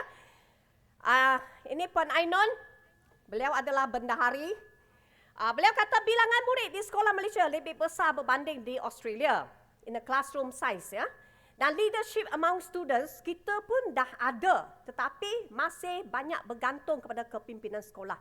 Bukan macam di sekolah yang kami lawati, the students are very independent and they show leadership. Budaya sekolah juga penting untuk kemenjadian murid dan pengetua mainkan peranan, ya. Yang ini Dr. Mazita, visi dan misi IAB seharusnya ada dipamerkan di mana-mana. Kita cuma ada satu tempat, saya fikir lobby, tempat masuk saja, ya.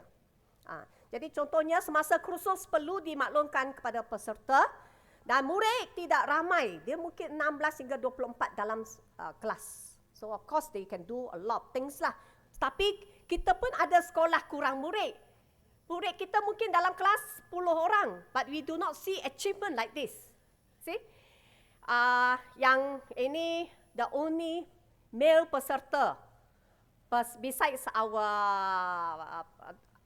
pengarah, ya, Haji Zakaria. Beliau kata QLI berfokus dan membuat FUFT pengetua yang menghadiri program di QLI at least monitor perkembangan pengetua dalam 5 tahun.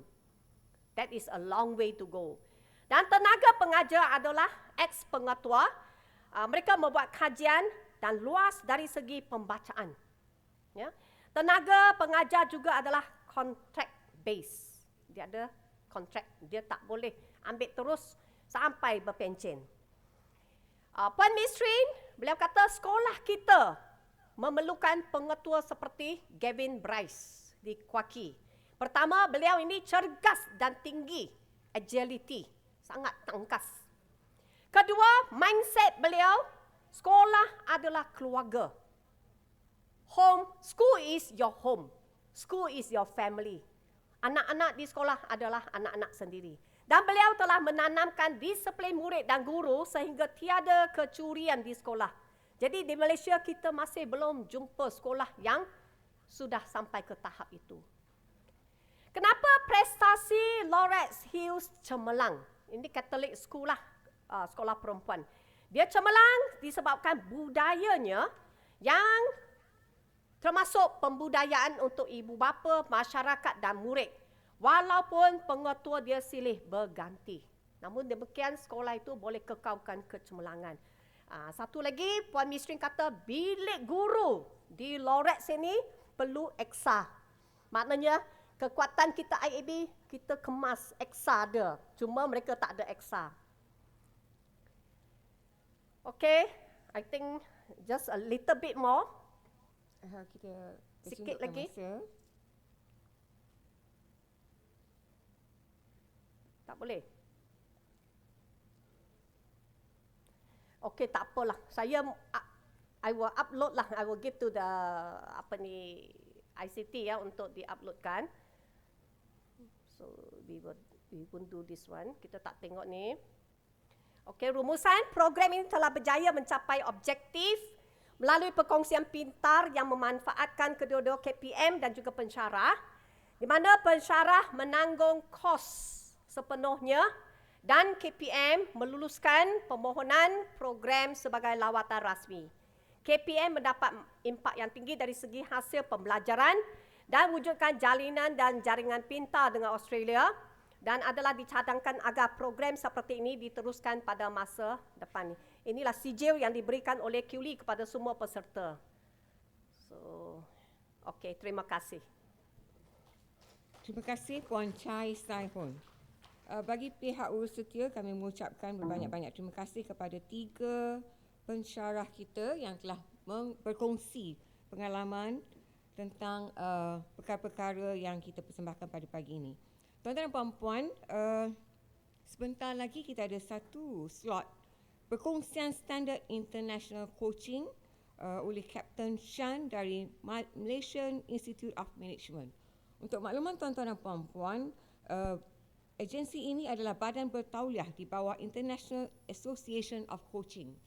Dan MIM ini juga telah melatih sekumpulan pensyarah-pensyarah kita sehingga mereka layak dianugerahkan dengan Certified Professional Coach. Okay. Jadi tuan-tuan dan puan-puan, sebentar lagi saya difahamkan MIM telah pun hadir dan sebentar lagi kita akan teruskan dengan sesi perkongsian Standard International Coaching.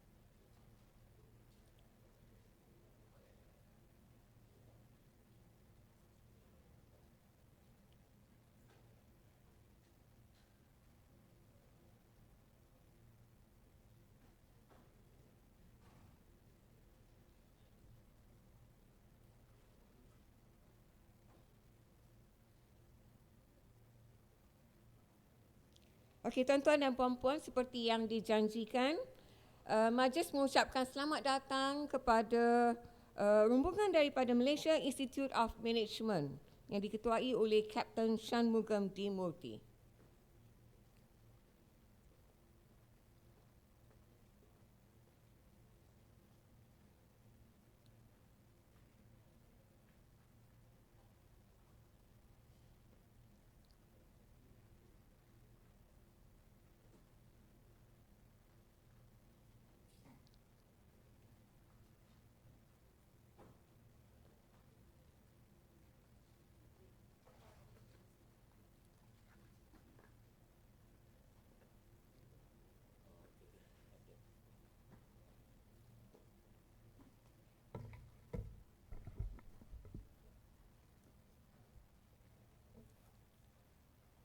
Yang berusaha Dr. Marzita binti Abu Bakar, Ketua Pusat Pembangunan Dasar dan Inovasi Organisasi, selaku pengerusi pengelola Majlis Hari Profesional bilangan 6 2017, Ketua-Ketua Pusat, Ketua-Ketua Jabatan, Pensyarah-pensyarah cemerlang, pensyarah-pensyarah kanan dan staf ikhtisas yang dihormati sekalian. Tibalah masanya untuk slot keempat pada pagi ini, iaitu perkongsian standard international coaching yang akan disampaikan oleh Kapten Bersara Shanmugam D. Murthy dari Malaysian Institute of Management. Dengan segala hormatnya dipersilakan.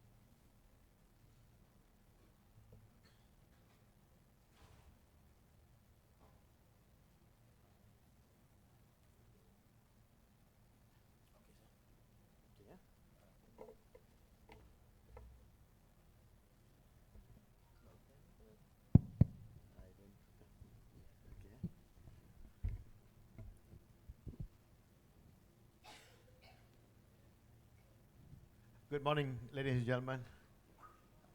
Thank you for inviting us. We are honored to be here to share about coaching. So the process is there will be some explanation on coaching, and we are going to look at some differences of coaching and mentoring. And then one of the best things to do is to probably have a live coaching session. So if anybody here who wants to be coached, volunteer to be coached, I will demonstrate a half-an-hour session. Not say half an hour, maybe 15 minutes, 10 to 15 minutes, just to show the process. Okay? So, I would like to also thank Prof. Zainal, who is part of my team, is part of Team Coach International, and our Chief Assessor for our certification programs, Grace, who's here with us. So thank you. Okay, let's go into what's the reason performance fail. If we look at, there are three components. If you look at attitude, skills, and knowledge, which component actually contributes more towards the success or failure in performance? Attitude? Yeah. So what I have come across after about, I was doing this sort of a survey in all of my programs, whether in the country or outside the country, all of the programs, and what it shows that 65% to 70% performance is affected because of attitude and not because of skills or knowledge. Yeah? And that is something not easy to develop. We can give people knowledge, as you all know as educators, you know, knowledge, okay. Skill, let them do again and again, they get the skill.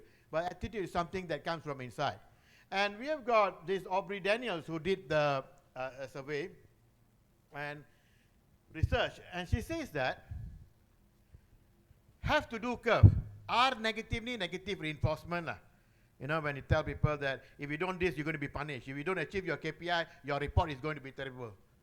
These are negative reinforcement. The positive reinforcement is more using positive psychology aspects of things. Now, what the research shows us is, if you just, an individual, just have to contribute 25% of their capabilities.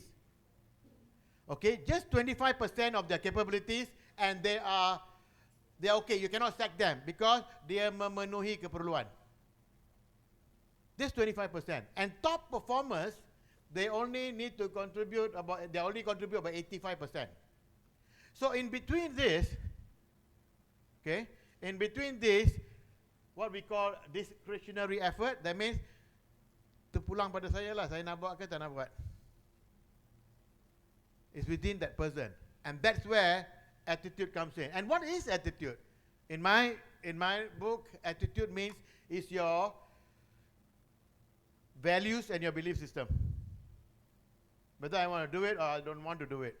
Okay? And it depends. And I'm sure we have got in our daily life, in our workplace, with some leaders you contribute more, with some leaders you just contribute what you have to contribute. You don't want to do the most of it.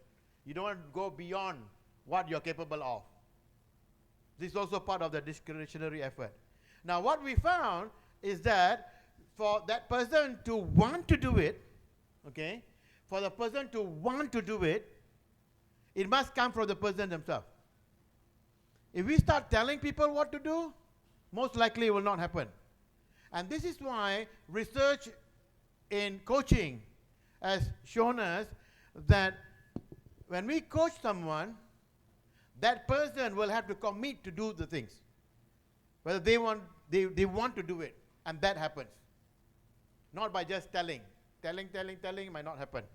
Okay? They will do, but only at the 25% level. So, you all have heard about this. I think there was a lot of things about this. There are two, in a 4.0 world, and we're going to ask in the future, especially with digitization and artificial intelligence, who is going to lead who? And then we start looking at, in the coaching world, I belong to the global organization. I sit in the board of International Association of Coaching. We are asking, well, can AI, artificial intelligence, take over coaching? There's one person in India is already developing some codes to say that AI can take over coaching. All right. So again, it's for us to start thinking, what else AI is going to take over? And my first reaction is, my God, then if coaches are going to be replaced by machines, then what's the difference between a human and a machine? And after looking at a few areas and looking at a few research and talking to a few people, again, we found that something that the machine cannot take over from human is our spirit. That machine do not have, because we are created special. We are created unique. We are created beautifully. So that one thing that cannot. So as coaches, if we can focus on the inner self of the other person who's sitting in front of us as coachee, God willing, we will be able to add value to his performance and getting him to perform. And again, the skills required, even currently, is already beginning. The revolution is beginning in the way we develop people and talents. Coaching has been identified one of the key tools.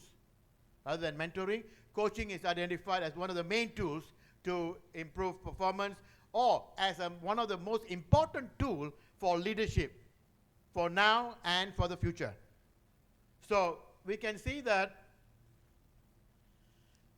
a lot of people are asking, what is coaching? And we got a lot of different terminologies. We've got relationship coach, we got business coach, we got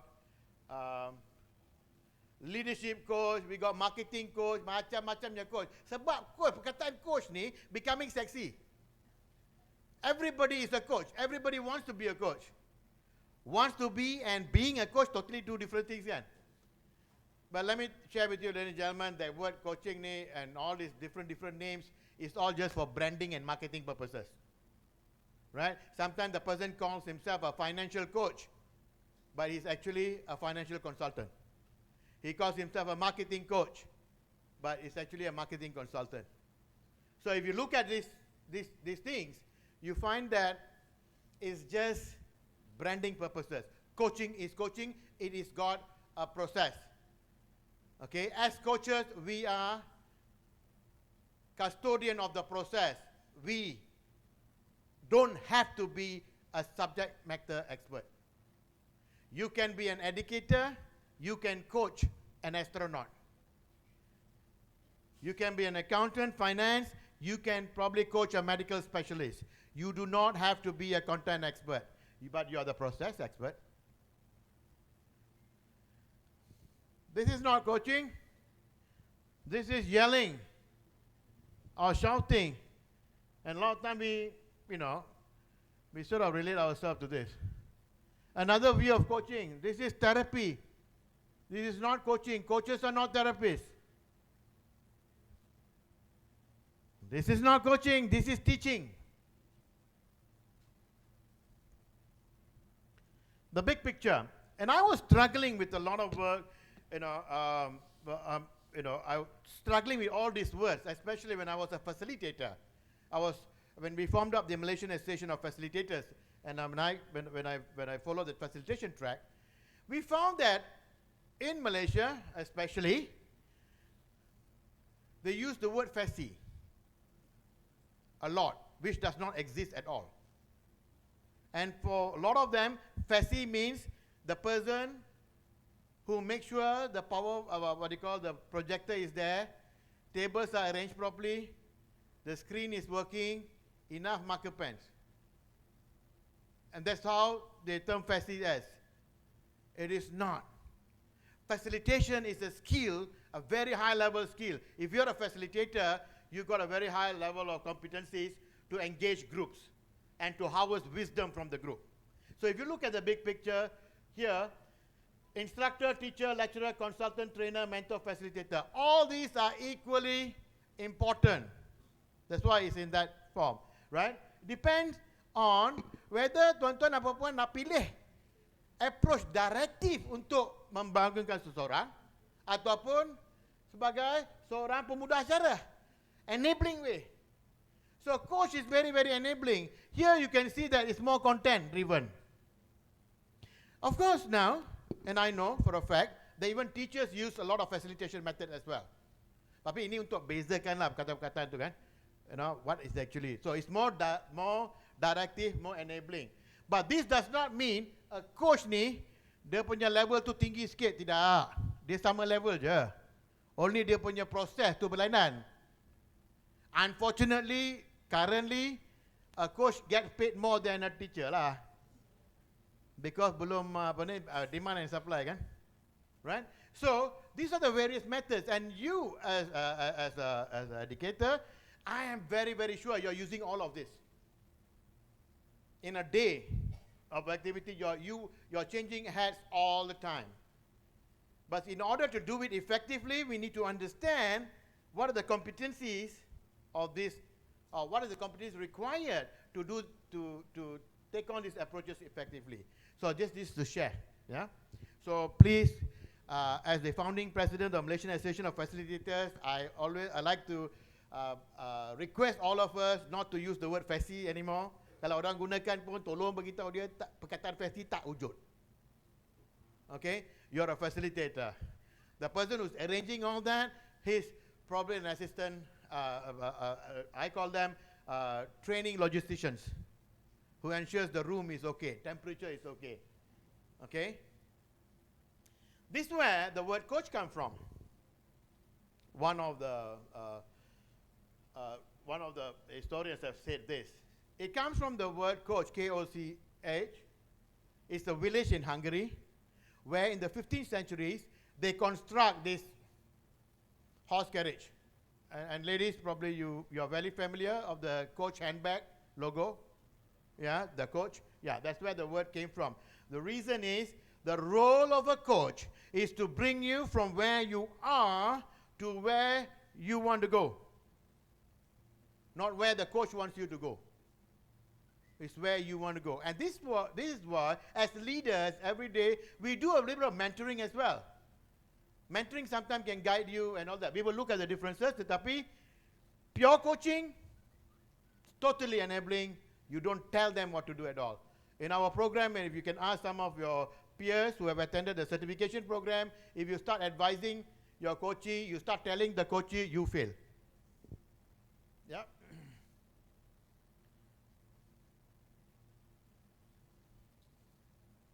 If you look at that, yeah, define desired outcome, create awareness, help them to take responsibility. This is what coaching is. Very forward-looking and goal-oriented. We tell them to look for what the problem is. This is the International Association of Coaching definition. Please take note of the 3 words: awareness, discovery, and growth. Okay, awareness, discovery, and growth. There are hundreds of coaching models.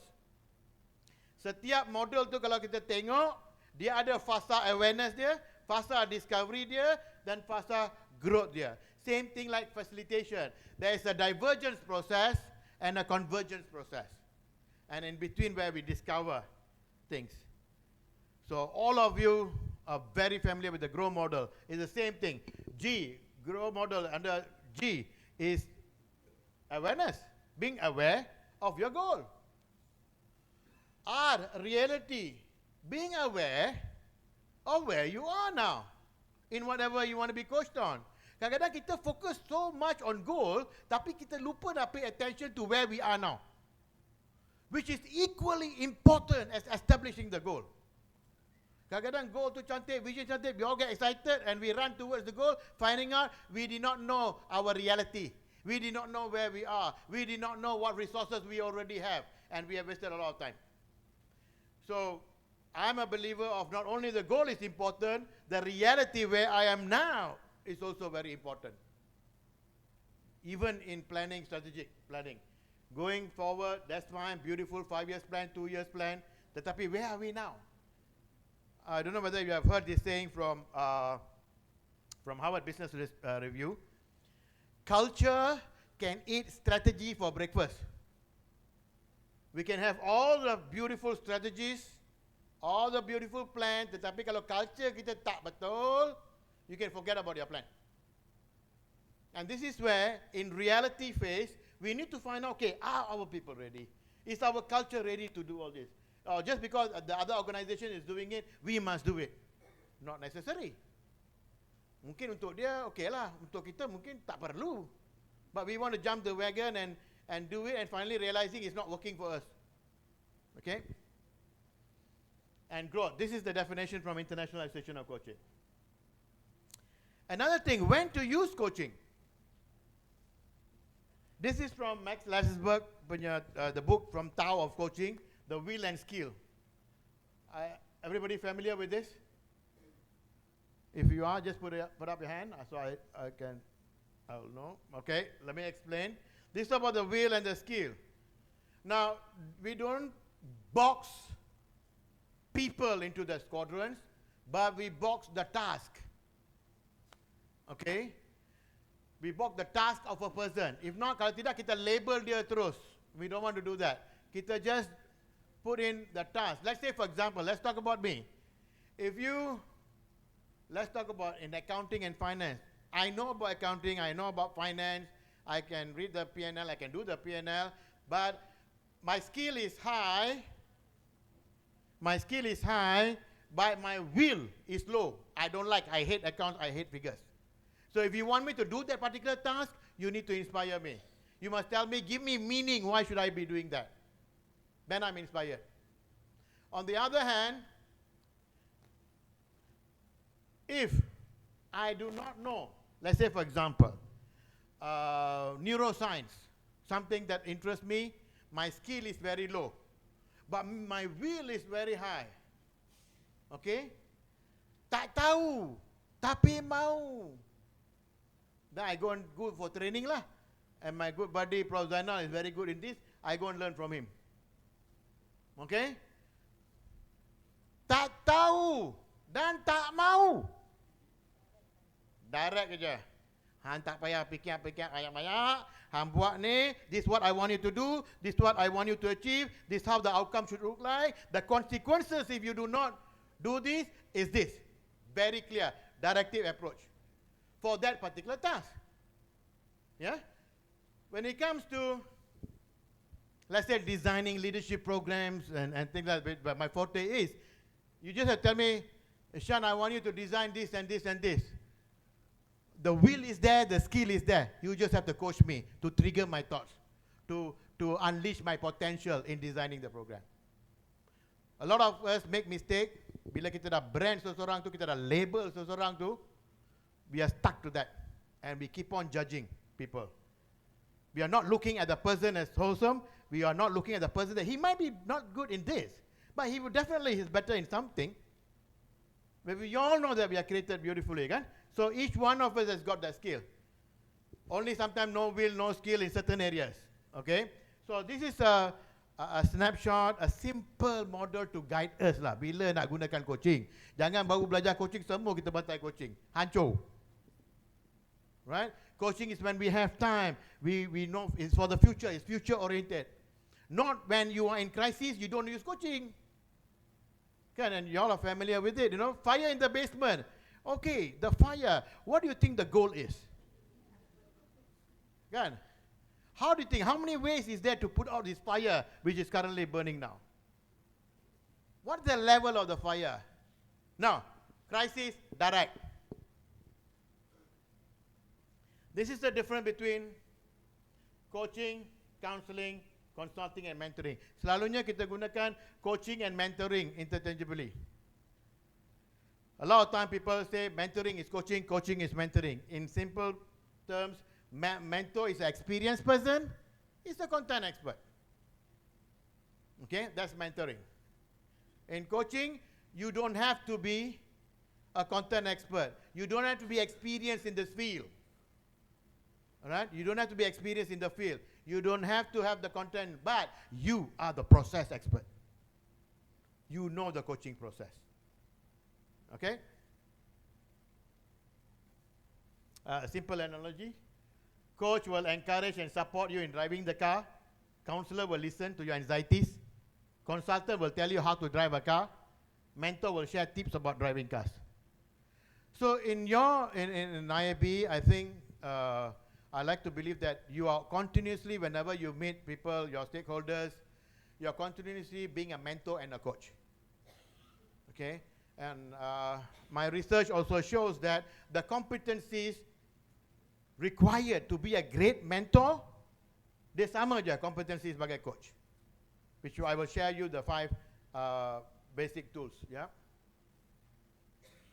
These are some of the successes. This is not from any book or whatever. This is all from our own case studies that we have done involved in coaching for the past 8 years right now. These are all from all the various experiences, not only in Malaysia, but also overseas where we conduct our programs. Benefits, personal development, increase in self-confidence, improvement in performance, accelerate learning. Training and coaching can really accelerate learning. Solution-focused mindset.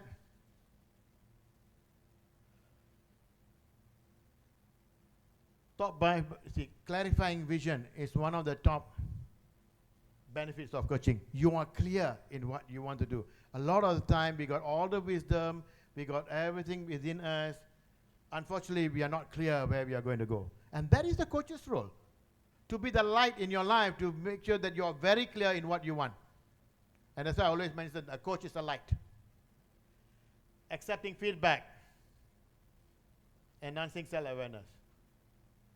This is in a GLC. We conducted a program for a GLC. This is the research results, the outcome.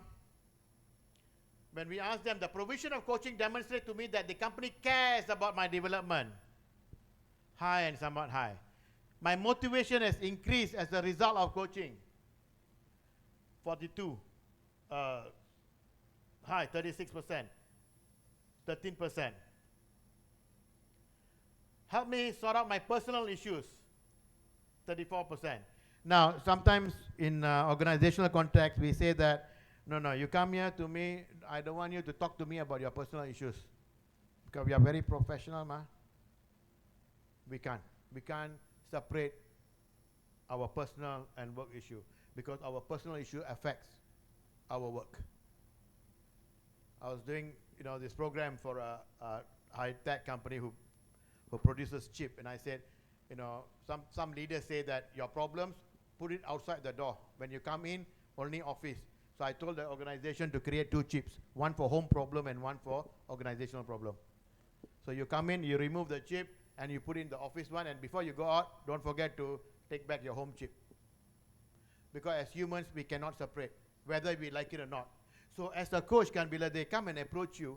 When they come and approach you, especially, you ask all the certified coaches here, first 2 sessions, they download sometimes their personality. First session tidak, because trust have not developed yet. After the trust has developed, they start sharing their personal issue.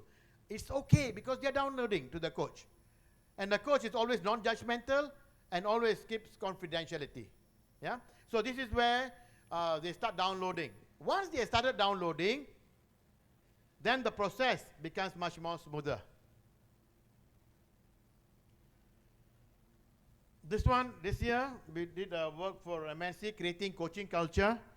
The outcome, the impact on person. This is a high-tech company. It's a global, the global headquarters is in Malaysia, in Cyberjaya.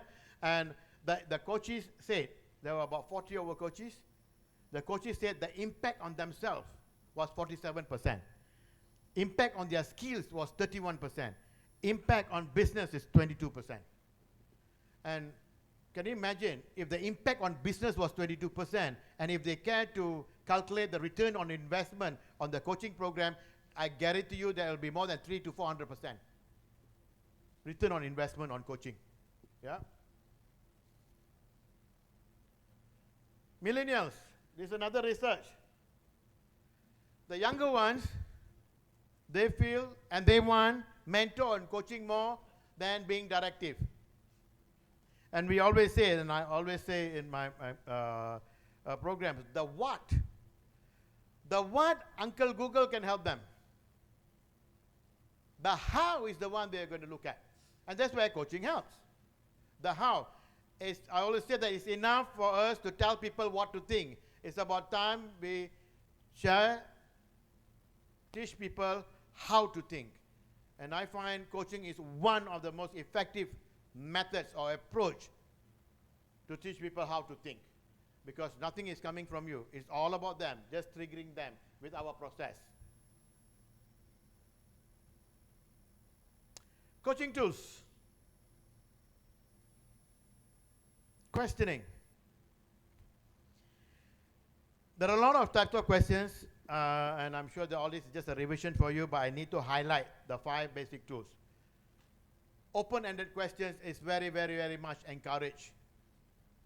As far as we are coaching is concerned, it doesn't mean that we are not looking at closed-ended questions. Closed-ended questions is required when you really want them to commit. And closed-ended questions is okay to be practiced. It's encouraged to be practiced once the trust is developed. But before that, open-ended questions are very, very valuable. And I would like to also stress that try to limit the why question. The why question. Because the why question, the minute you ask them, they are blocked. Because they go on a defensive mode. Why this? Why that? Kenapa ni? Kenapa tu? So it goes on a defensive mode. Initially, what they will do? They will give you the reasons. Once the reasons are finished, they give you the alasan, the excuses. Once the excuses are finished, they start lying. And when I talk to leaders and I tell them that, if we continue to do that, what we are creating, we are continuously creating creative liars in our organization. Because people will tend to lie because they don't want to be, they are fearful of punishment. They feel that if they don't lie or give you a smart enough logical answer, they think that you will brand them as not been working hard enough or stupid. And this happens. And the ripple effect of this is we are continuously creating creative liars out of fathers and mothers, brothers and sisters. When they go back, habits, anything you do more than 40 times, it becomes a habit. But science, research in psychology says 21 times. If you do things, it becomes a habit. So we need to be careful. In coaching, I always try and share with my participants and friends that try to limit the why question. Listening. Most of us listen to answer. There are 3 levels of listening. Level 1, when you are talking to me, I'm judging you. Especially leaders. I'm not saying you. I used to be one of those. When my staff is talking to me, and what I'm thinking here, tak apa, kau cakap lah dulu, aku tahulah macam mana jawab kau. Cakap dulu. You're waiting to answer. The minute you're waiting to answer the other person, you are not listening. You're not listening. And you're judging. The person says, I dalam masa 2 tahun ni, I think I want to finish my PhD in the next 2 years. And kita pula dalam hati kita, muka kau 2 tahun, tak payahlah. You don't even have to say it out. The minute you think, the minute inside you are judging, they can feel it. Because emotions travel faster than words. They can feel it when you're doubting them. So as a coach, we need to remain neutral all the time. It's nothing about them. Sorry, there's nothing about us. It's all about them. The agenda is the coachee. The focus is on the coachee. When you focus on the coachee, only then you get the best out of the coachee. The minute the agenda comes to us, we fail. Are you okay to have an experiential activity here? Are you okay? Good. Can you find a partner? Can you find a partner? Okay, just one you want to share with. Well, can we find a partner? Okay, can we find a partner? I want to demonstrate this. Zainal, can you like to come up? And can we stand up for this activity, please?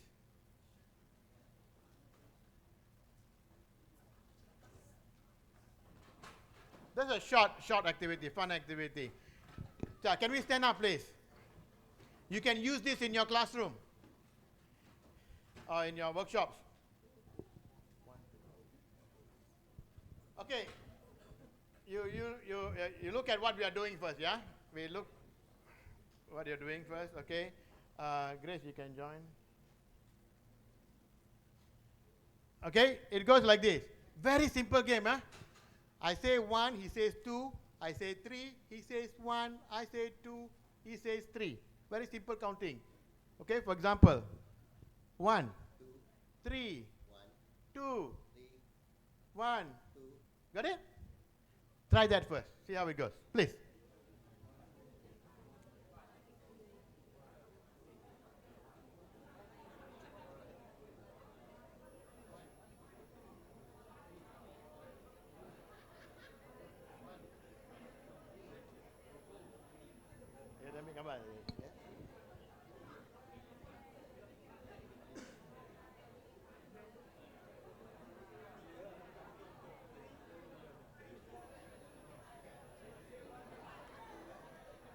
There's no 4, only 1, 2, 3, eh? Ulang. Boleh?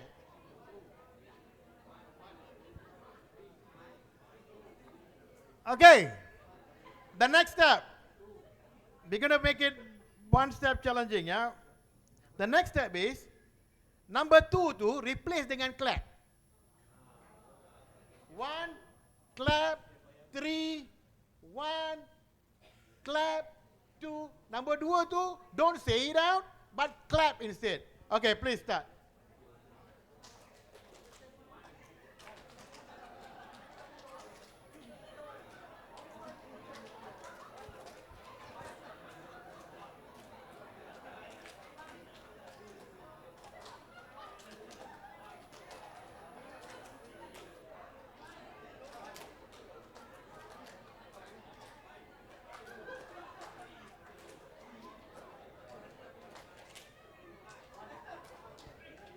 Okay. Okay, my friends. Good. Just 1, 2, 3, yeah? Now, one more step higher. You want to take the challenge now? Okay, good. 1 is you say it out loud. 2 is clap. 3 is snap. 1, clap. 3 is snap. Instead of 3, snap your fingers. Okay, please carry on.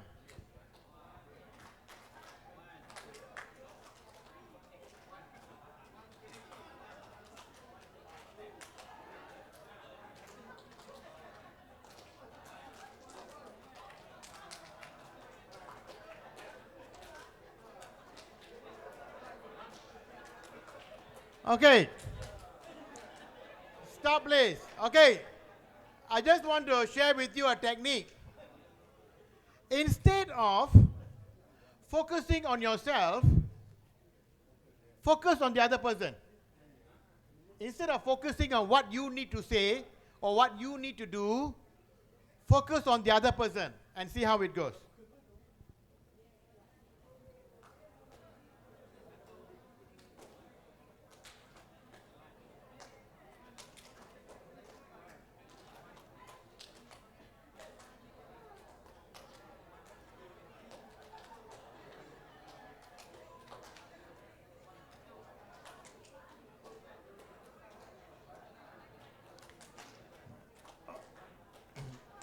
Okay. Okay, great. Give yourself a clap. Thank you. Okay, have a seat, have a seat.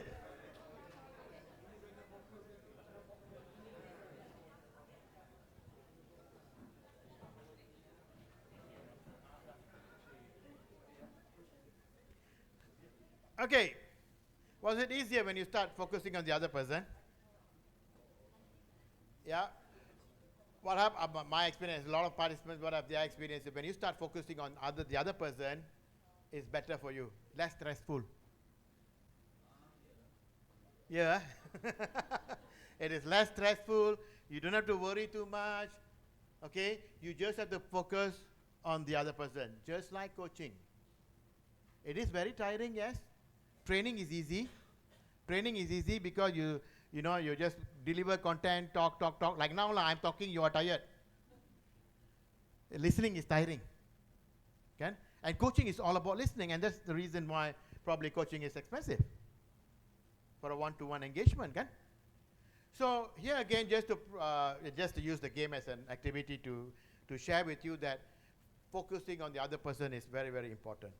Level 2 listening is focusing on the person, what the person is saying, and the tone that the person is using. Then we use techniques later, which I will share, is reflecting and paraphrasing, okay, to gain more understanding, so that we want, while we are asking the question for them to clarify, not for us to get clarification, it's for them to be clarified. Level 2 listening is a good start for coaches. And level 3 listening is not only listening to the words, but you're listening, what you are exactly doing, what you're doing is that you are sensing. You're sensing. You are listening to what that has not been said. If you're close to a person, over the phone, if the person even not physically crying, you know that the person is crying in their heart. And this is the third level listening, level 3 listening. Very, very powerful. I've tried this a couple of times, even when I did not understand the language. I was doing this program for Shell senior leaders in Beijing. And one of the things that, they're all are senior leaders, so their English, no problem. But sometimes when they have their round table discussion, they speak in Chinese language. And I said, when I'm conducting a coaching lab, and I tell them that, okay, although I'm sitting down here, you don't have to speak English. Speak in your own language. And they asked me, said, how are you then adding value to our discussion? I said, no, I was sensing. So what happened was, I was totally present, I was totally focused, and trying to listen what has been said and what not has been said. And after that, I could at least tell them at certain point of the coaching conversation, you were hesitant to answer the coach. At certain point, I could feel that you are being frustrated in what you're doing right now. And it was right. And of course, they said, I don't trust Malaysians because Malaysians, although you're not Chinese, you can speak Chinese. Or you understand Mandarin. I said, no, I really can't. But just to illustrate the point that at level 3 listening, you listen from the heart. Okay? So that is listening. And look at this character for listening in Chinese. It's pronounced as ting, right? What it shows is,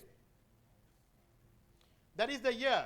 You are listening as though you are listening to a king. And can you imagine your posture, your way you're presenting yourself when you're listening to the king is complete focus, right? And you are focused as though you got 10 eyes.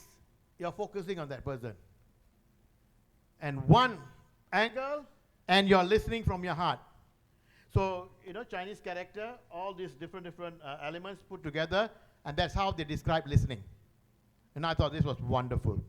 This is also from the book by Max Landsberg, The Tao of Coaching.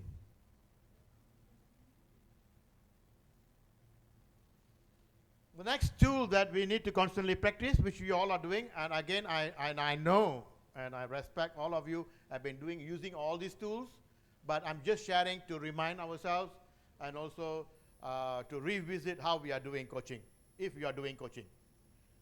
Reflecting, summarizing, paraphrasing, okay? Reflecting, using the same words. Sometimes we have got coaches who talk before they think, especially extroverts. Sometimes you got people who think, don't talk. Yeah, and if we are extrovert, we get frustrated. But remember, it's nothing about us. It's all about the coachee. Yeah? So you need to reflect back with the same tone, same words that they have used. Reflect it back to them. And sometimes you get reaction like, oh yes, girl. Yeah, girl. I told you that. Actually, no, I don't mean that. What actually I meant was, some people just talk fast. Summarizing. Sometimes you got people who tell you stories.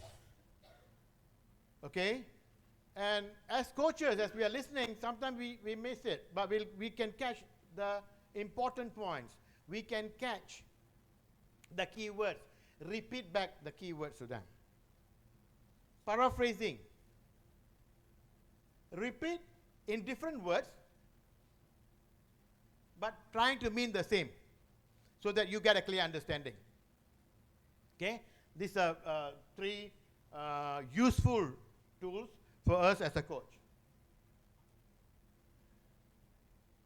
Silence. I always like this word. Those who don't understand your silence will never understand your words.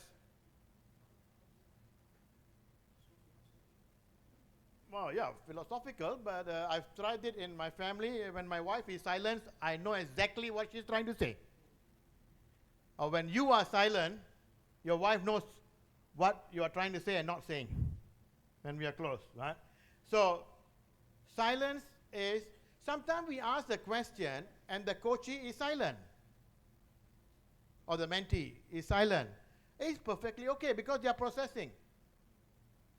Sometimes if we are extroverts, we want the reply very fast. And then what we do, we stack questions. For example, if I'm asking a coachee, so can you please explain to me the great stuff that we've been doing or you did in the previous project? Any silence. I wait for 3 seconds. Now what I mean is all the good things that you have done in the past. Do you have anything? Wait for, he's still silent. I wait for another 3 seconds. Tak sabar. You understand what I'm trying to say? And guess what the coach is going to do? Especially if you are going to coach the junior people, junior grade, they will tell you what you like to listen. They tell you what you like to listen. Okay, you put happy, dia pun mampu lah kau. You get what you asked for. Yeah? So, need to be silent so that giving allowance for them to think. Now, sometimes, of course, people ask me, Shan, how long you want to be silent? Takkan nak tunggu selama-lama.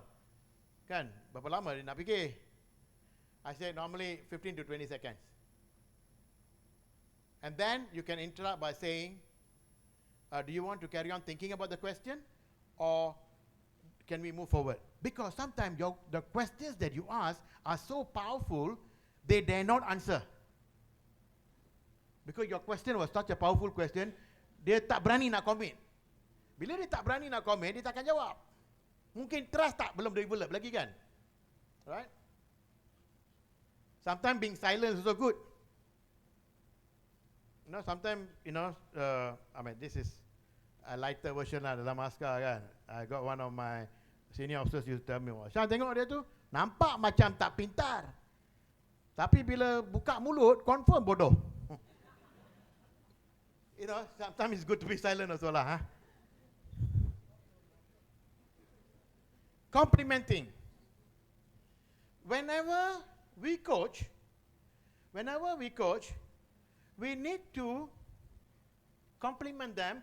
Whenever we hear them talking about their successes, or you hear that they are telling something about their own strength, you need to compliment them.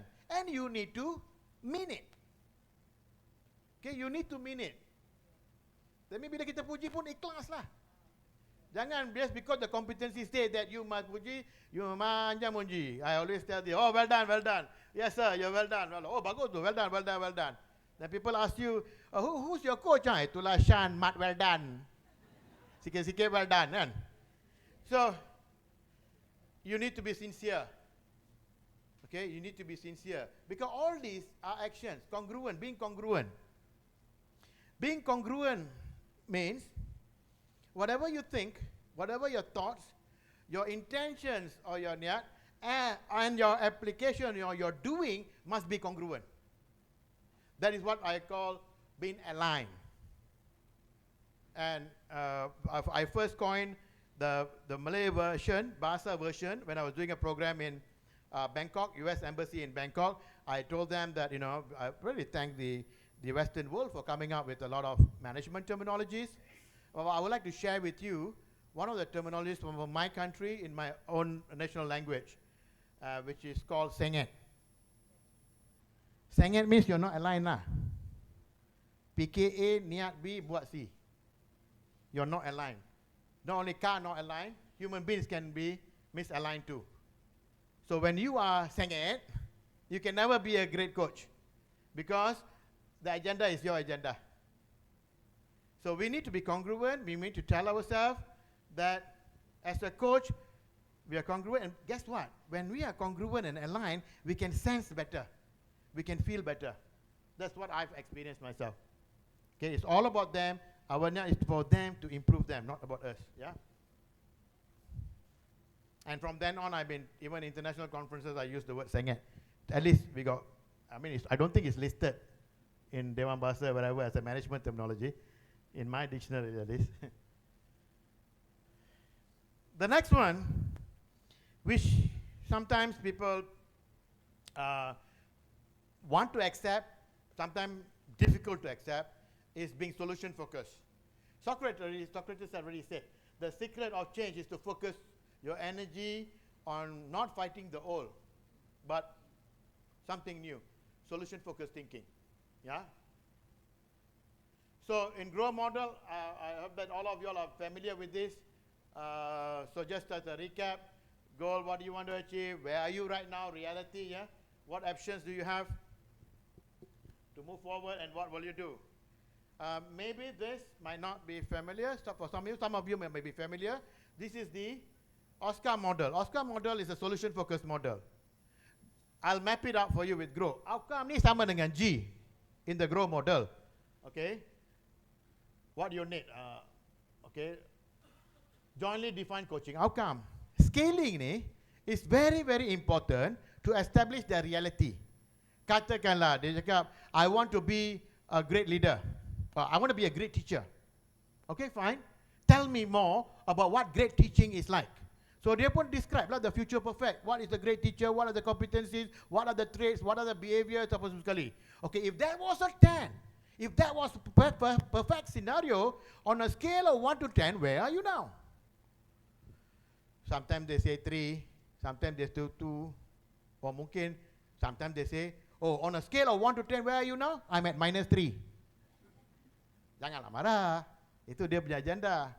Normally how I counter that is, -3? Why didn't you tell me that you are at -10? Tak adalah certain things I'm okay lah. What are the things you're okay? Because we always like to focus on negative stuff. Our thoughts, 60,000 thoughts per day, 80% is negative. So if we have negative thoughts, that's okay, we are normal people. Right? But what we need to do as a coach is to bring them into solution-focused thinking, look at the positive bit. Counters. Counters or know-how. We ask questions. Let's say, for example, dia cakap 3 kan, I'm at 3. Okay, tell me what are the things that you are good at as a teacher to make you say that you're at 3. So they will tell all the things that they are good at and all that. Now, when neuroscience and also psychology and coaching will let you tell you that when people start talking about their strength, they are inspired. They get motivated. Okay? And for me, motivation always comes from inside. If anybody comes and tells me my leader don't motivate me, I will tell them your leader cannot motivate you. We as leaders cannot motivate others. We can only create an environment for them to get motivated and inspired. And one of the best ways to do it is by demonstrating ourselves, or we walk the talk. That's how we inspire people. We can stand here, I can stand here and talk until the cows come home. On motivation, nothing will happen. For a short while mungkin lah. Yay, kami boleh, kita boleh. 3 jam je dia punya chemical dalam badan tu. Yeah. So, counters is to ask them what they're good at. Make them recall what they're good at. What have they done in the past? And then action and affirm. So, counters ni is also looking at reality dalam grow model lah. R, yeah? Looking at what you're already good at. And then action and affirm in grow is options. What are the options you're going to take? Okay? And way forward. So O and W is covered by action and affirm and review. The only difference here between Oscar model dengan grow model is the scaling and counter very explicitly described. Dalam grow pun kita boleh gunakan scaling. Dalam grow pun, we will ask questions about what are the things you know already, what you're good at, right? But here, on Oscar model, they make sure that the process is designed for you to really focus on that, because that's why they call it the solution-focused approach. Complement skills, review what's better, what's help, what's next. So, Steve D. Jaja, he says, problem talk creates problem, solution talk creates solutions. In our coaching school, we say, do not ask for the problem. We don't need to know the problem to have the solution. Some people might not agree when actually you're in a very problem-centered mode, where you want to do problem solving. In problem solving, you need to know the problem, kan? Yeah, in problem solving techniques. I'm not discrediting those techniques. I'm just talking about solution focus. You don't need to know the problem. Knowing why the problem happened in the first place will not help you to find solution. I'll give you an example. Solution focus. Simple solution focus. I was doing a program in the hotel and the lights were on. The screen was blurred because the projector was blurred. So I told the technician, hey bro, boleh tak?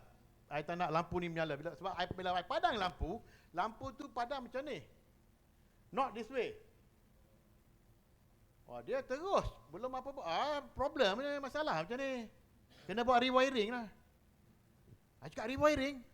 Ayalah nak pasang balik supaya dia tutup. Tak macam ni. Saya tak nak lampu ni menyala je. Itulah kena buat rewiring lah. 3 times. I wanted him to be solution focused. Saya cakap, bro, dengar betul-betul.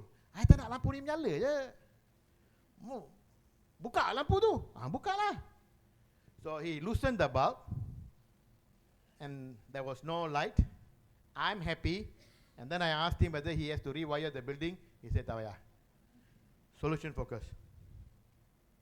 Okay. This is in a public university. I was called to facilitate a session. She said, bila master students enroll and PhD students enroll, we want the process to be smooth. Sekarang ni banyak bottleneck and all that. So we want to identify the problem and then we need to have solution. So they invited me to facilitate. Then he said that, Sean, bila the actual day comes, I'll get one of the head of department to tell you what's our current problem. So I told the number 2, I said, Doctor, I think, can we play a game? He said, what game? This is serious. I think I don't want to know your problem. He said, what do you mean you don't want to know? Then how are you going to help us solve the problem? I said, that's why I said, let's play the game.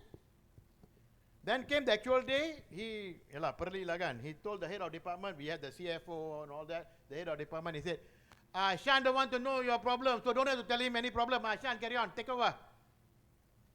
I did a simple method, which less stress for them and less stress for you, using the Oscar model. We have created another model called respect model, but anyway, it's the Oscar model using the scaling question. I asked all of them, there were about 8 of them, departmental heads, I asked them, what is the perfect scenario that you want to achieve? Tell me what will happen when you have a perfect system and process. So dia letak dalam post-it note, then we clustered and all that, so we got this beautiful perfect scenario. That's where we want to go. I said, if that's where you want to go, where are you now? Give them all the dots, and I didn't want them to write, go and paste it there, but ask them to give it to me, and then we paste it there. Some of them, on a scale of 1 to 10, current situation, we are at 3, some people say 5, some people say 6, does not matter, it's just perception. Some people 7 could be their 3. It doesn't matter. But Einstein said, if you cannot measure, you cannot improve. So I told them, okay, fine, it does not matter. I don't want to know why you said you're 3. And normally kalau head the most senior people, I'll ask them to put last lah. Kalau tidak, dia letak 5, semua orang nak ikut dia. So we got that. So what I did, we collected all that, we pasted for them. Nobody knows who put what. And then I said, fine, we are all over the place, does not matter. To move one step forward by end of this year, what are the things that we need to do?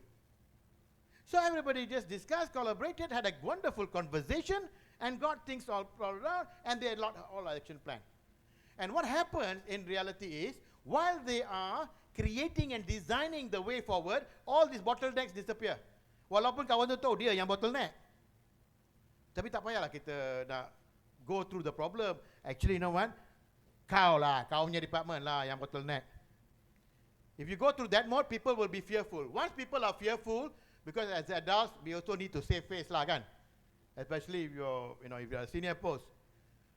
So this is a very safe environment to handle such situation. And then they had all these wonderful plans, and I said, you don't have to look at the problem.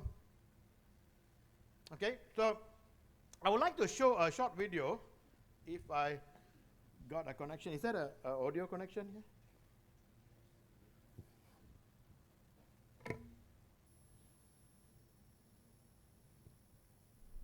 Ada audio jack, ada? Audio, no video.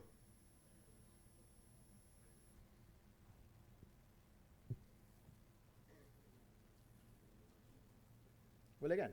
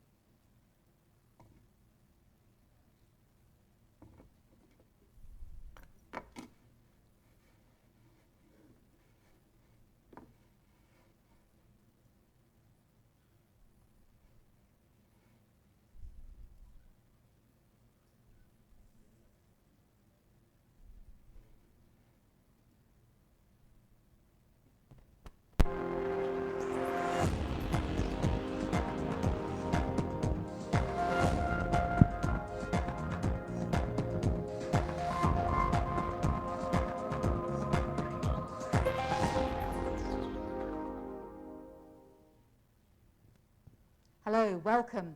Change is happening all the time, and the simple way to change is to find useful change and amplify it.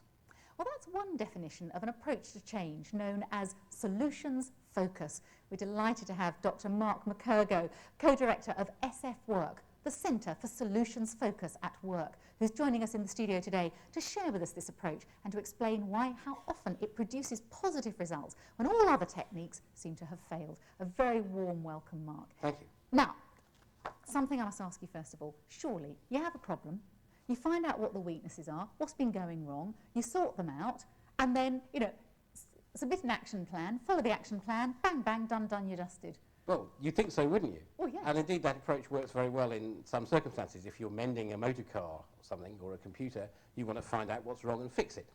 But if you introduce people into the equation, then things start to get very much more complex. And everyone who's tried to do change in an organisation will know that it's very, very different to doing change by mending a motor car. So with people involved, it really isn't as easy as it seems. Now, why is that? Well, it's because people are not machines, fundamentally. We all think, we all perceive, we all have our own views, our own judgments, we all speak to each other. And so therefore, working with people is a much less predictable and much more gradual process. And engaging people in the process and the way you engage them really makes all the difference. If you engage them in a conversation about the problem, you all become experts in the problem, what's wrong. If you engage them in a conversation about what's wanted, what we call the solution, then you're becoming experts in the solution, the thing that you want. And which of those would you rather be? An expert in the thing that you don't want, or an expert in the thing that you do? And it surprises me consistently how many organisations want to become experts in the things they don't want. And solutions focus, you start to look for what you want and become experts in how does that happen. And that becomes a technique you can use in all sorts of organisational settings, everything from wide-scale organisational change down to coaching, team building, appraisals, reviews, business strategy, negotiation, the list goes on and on. But aren't you skimming over something here? Because if you want lasting success, surely you've still got to identify the underlying causes of the problem. Well, again, you'd think so, but we find that that's not right. Experience over 50 years in many fields, starting from psychiatry and mental health, which is where this topic came up in the first case, shows that actually that's not necessary. That's if you identify the problem, you're becoming an expert in the problem. If you identify what's wanted in this particular case and see about how to make that happen, then you're becoming an expert in the solution. And that's the fundamental difference. Okay.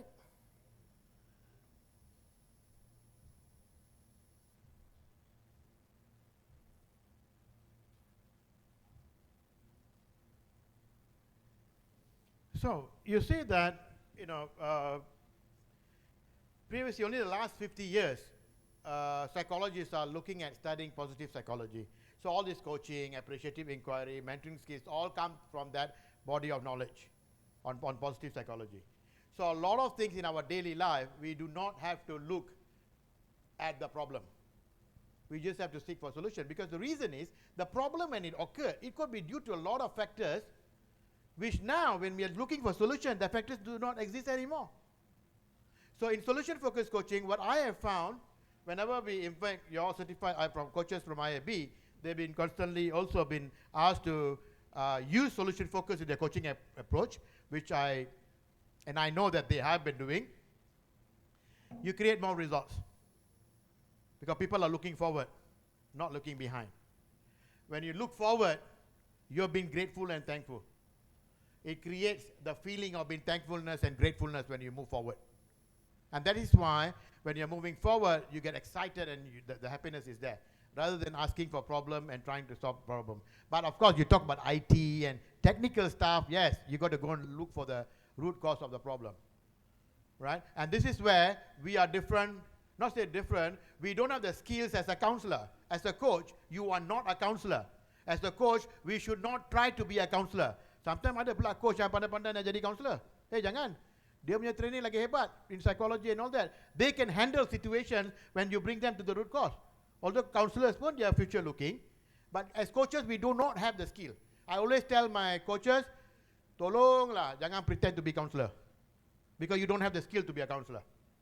Counselor is completely different. That's why we like to compare coaching, mentoring, consulting, and all that. We say the counseling is more deep. Okay, so we need to really understand the difference. And as counselors, I've done programs where master counselors have been in the program. They also felt that not all issues in the organization or whatever need counseling techniques. You don't have to use counseling. You can just straight away use coaching and move forward. But counselors are better in choosing which technique to use. As coaches, you just have to use coaching tools, right? So it has been proven again and again that being solution-focused bring you better results rather than being in the problem. Because when you start talking about problem, people get wind down. You lose your energy. Because negative thoughts, negative things, really sucks your energy out, right? So that's why we always encourage people to be more solution-focused in a coaching conversation or even in a mentoring conversation. Try to be more solution-focused. These are some of the things. Focusing on the solution, problem focus, focusing on the past. Focus on what we have, not what we don't have. Focus on what is working, not what is not working. Focus on what is present. Focus on possibilities, progress, what can be changed. When we start going through solution-focused approach, guess what? We find hope. We see there is a hope. A simple example, in the 60s, there's one company, the boss sends this guy to Africa to go and open up a shoe factory. He went there and he saw nobody wearing shoes. So he telegraphed back to the boss and said, don't waste your money, nobody here wears shoes. Then the boss sent another guy. This guy went, he saw nobody wearing shoes. He telegraphed the boss and said, boss, we better start the factory tomorrow. Everybody here needs shoes. Just a matter of tweaking the thinking. Another simple example, why are you late? People will go, woo, in KL, dah 40 tahun traffic jam. And of course, motor pancit and all. I'm sure you all are used to all those excuses. Yeah? Rather than asking them why you are late, you're asking them to focus on the problem. It's just changing the word, asking them what can you do to come to work early. Then they'll be more solution focused. A simple example, another family example in my own family. My son, and I always like to share this story, he got 40 marks for his history. SPM dah dekat dah ni. This was years ago. And I asked him, hey, 40 marks, why 40? Why question kan? Problem-centered question. Dia punya jawapan senang je. Mana tahu, I was writing, the teacher is the one who gave me marks. Logic. Then I banged my head and I said, should be in solution-focused mode. I said, hey, 40 means pass or not? Pass! I said, congratulations my son, you passed your history. He pun confused juga lah sekejap kan. Apa pula bapak ni kan. So after that, then I said, okay, next in your trial exam, what do you think you want to get? I'm trying to use the GROW model and solution focus combined. And he said 85. I said, really 85? He said, no confidence, 65. Okay, 65. By the way, how did you manage to pass your history? He said, I studied hard. He passed. Okay, to achieve 65, what do you think you need to do? He said, I will study hard. I said, my son, last time also you study. You got 40. Study hard, kan? What are you going to do differently? Then only he started getting options. I will do the workbook lah, that lah, this lah, you know. And then, of course, when he came to SPM, he got an A for his history, but only history lah, A. The rest all cukup makan lah. But it doesn't matter. That's his life. So, what I'm saying is that I started changing the way I have my conversation in my family. My family background, my father was also from the army, 31 years in the army. I got uncles in the army and the police. We got third generation in the military. So you can imagine the kind of conversation that takes place in the house. All right? And when I started changing the way I have conversation, it changed the way. Meaning, when I changed, the dynamics in the family changed. The husband and wife conversation was different. My daughter, who was always, when she was in the university, I always talked to her, and she said, Daddy, every time I talk to you, you are the most Brilliant guy lah, because you are the trainer lah, you are the coach lah, every time you need to tell. And we did not have any conversation. And then I told myself, what am I doing? Father and daughter relationship was getting bad because we cannot have conversation. And then when I switched to coaching mode, thank God, right now she's now working in New York, and she now calls me every once a month or once in 2 months, Daddy, do you have time? Can we have a coaching session? And thank God for Skype. Phone call is free. We have a 2 hours conversation. 1 hour coaching, the rest is father-daughter talk. So that changed the dynamics as well in the family.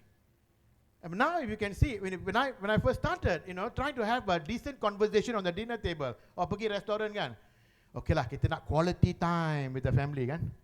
So as the father, want to have a quality conversation. So how was school today? Kan? The answer is, teenagers lah ni kan. Okay, what school? Why? What's wrong? Then I don't know what to ask already. The next question.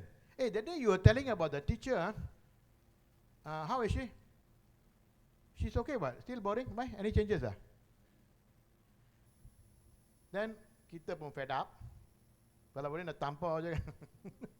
Jawab macam tu. So the thing is, we did not have to have, I did not know how to have a decent conversation. And that really, when everything changed in the family, then I felt this is a great thing. Not only for our working life, but definitely for our family life. It's a great thing to have the kind of conversation we have with our loved ones. Yeah. So being solution focused. Who wants to volunteer for a live coaching session? Anybody game for it? For a coaching session? Free ne?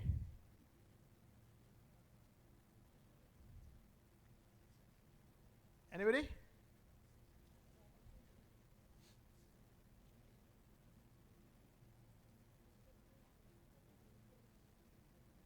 I will demonstrate the short coaching session, and then I will reflect on the GROW model, how I use the process for learning purposes lah. Ada? Tak ada?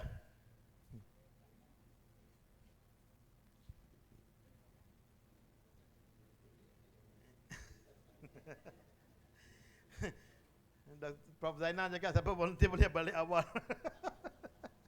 Anyone? Tak ada?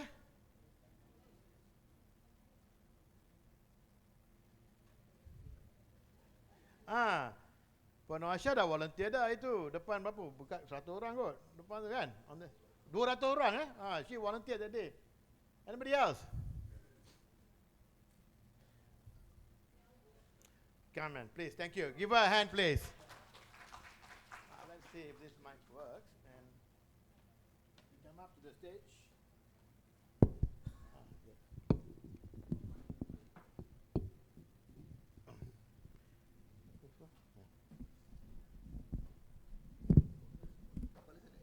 Ada? Okay, great. Ada cordless? Ada. Okay. Puan, come. Have a seat here. Yes. Sit down.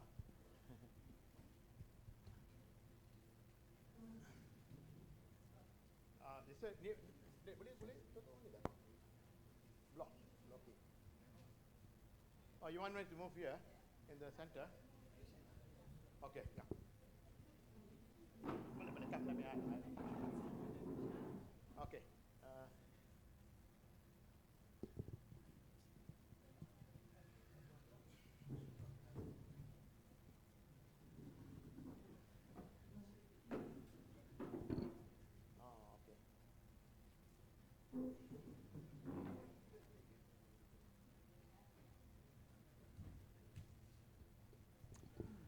Thank you, Puan Wan. Welcome.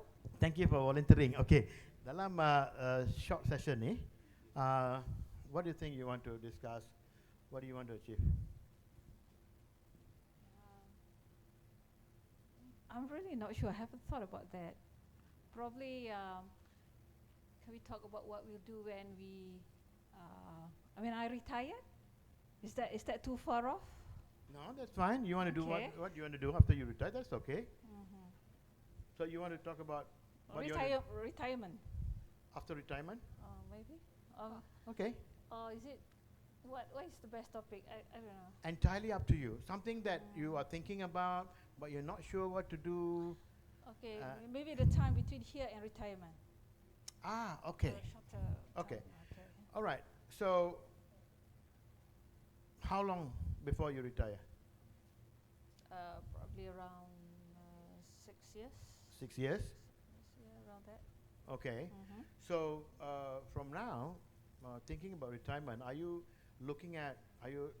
searching for what you want to do after retirement? Kind of. I'm trying to look forward. Yeah. I'm still enjoying what I'm doing now. But again, I think I must prepare towards my retirement. I mean, what sort of things I have to do, what to do just to keep my brain active. Oh yeah, sure. And I'm sure you can contribute a lot I hope to the nation, do if that, not to the yes, society, right? Okay. What are some of the thoughts that have come into your mind? In terms of what to do, or in Yes. terms of that, definitely I want to do something. I want to be active, especially in. I want to read more. Perhaps to write. I wish I don't have more time. Yeah, reading and writing, and more okay. exercises to be, just to keep me healthy. Okay. So that are some of the things I'm thinking of. Let's explore about your writing. You know, you love to write, and what areas would that be, writing? I would like to. That is a problem. Probably, some things that people don't usually talk about. Probably, higher matters. I don't want to talk about mundane matters. Okay. And what are those higher matters? Probably, I don't know. Probably the topic that I like is about existentialism, and that is a topic I haven't explored more, which I don't have time, and which is sometimes it's not relevant to what I'm doing now. So probably that's a problem. I'm not tackling the matter. Okay. Well, that sounds to me that it's something that you're passionate about, that you like to write about. Let's talk about, in order for you to come out with that book on the topic, what are the things that you can actually start doing from now? Some of the small little things that you can start doing. I think the reading part. The reading part? The reading part, and to be with people who understand the topic. Okay. That is quite important. So, what I'm hearing is that you want to research more on the topic, and then to have more conversation with people of common interest. Yes, exactly. Okay. And reading part. Where do you think you can start looking for materials in this area?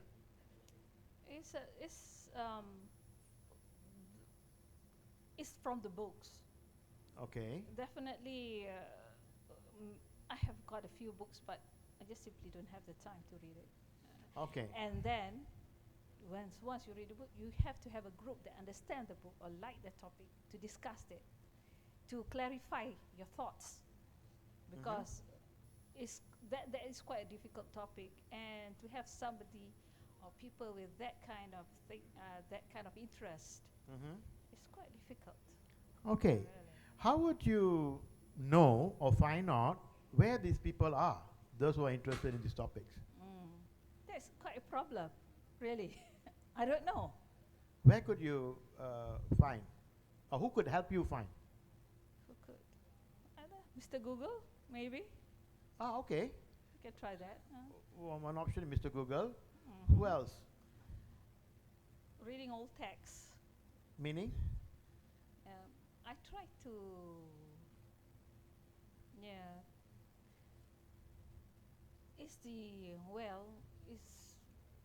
I try to read some of the old philosopher books like Heidegger, I can't remember the name, Well, that's why it takes time, because Okay. we need to read a few times to get the understanding of it.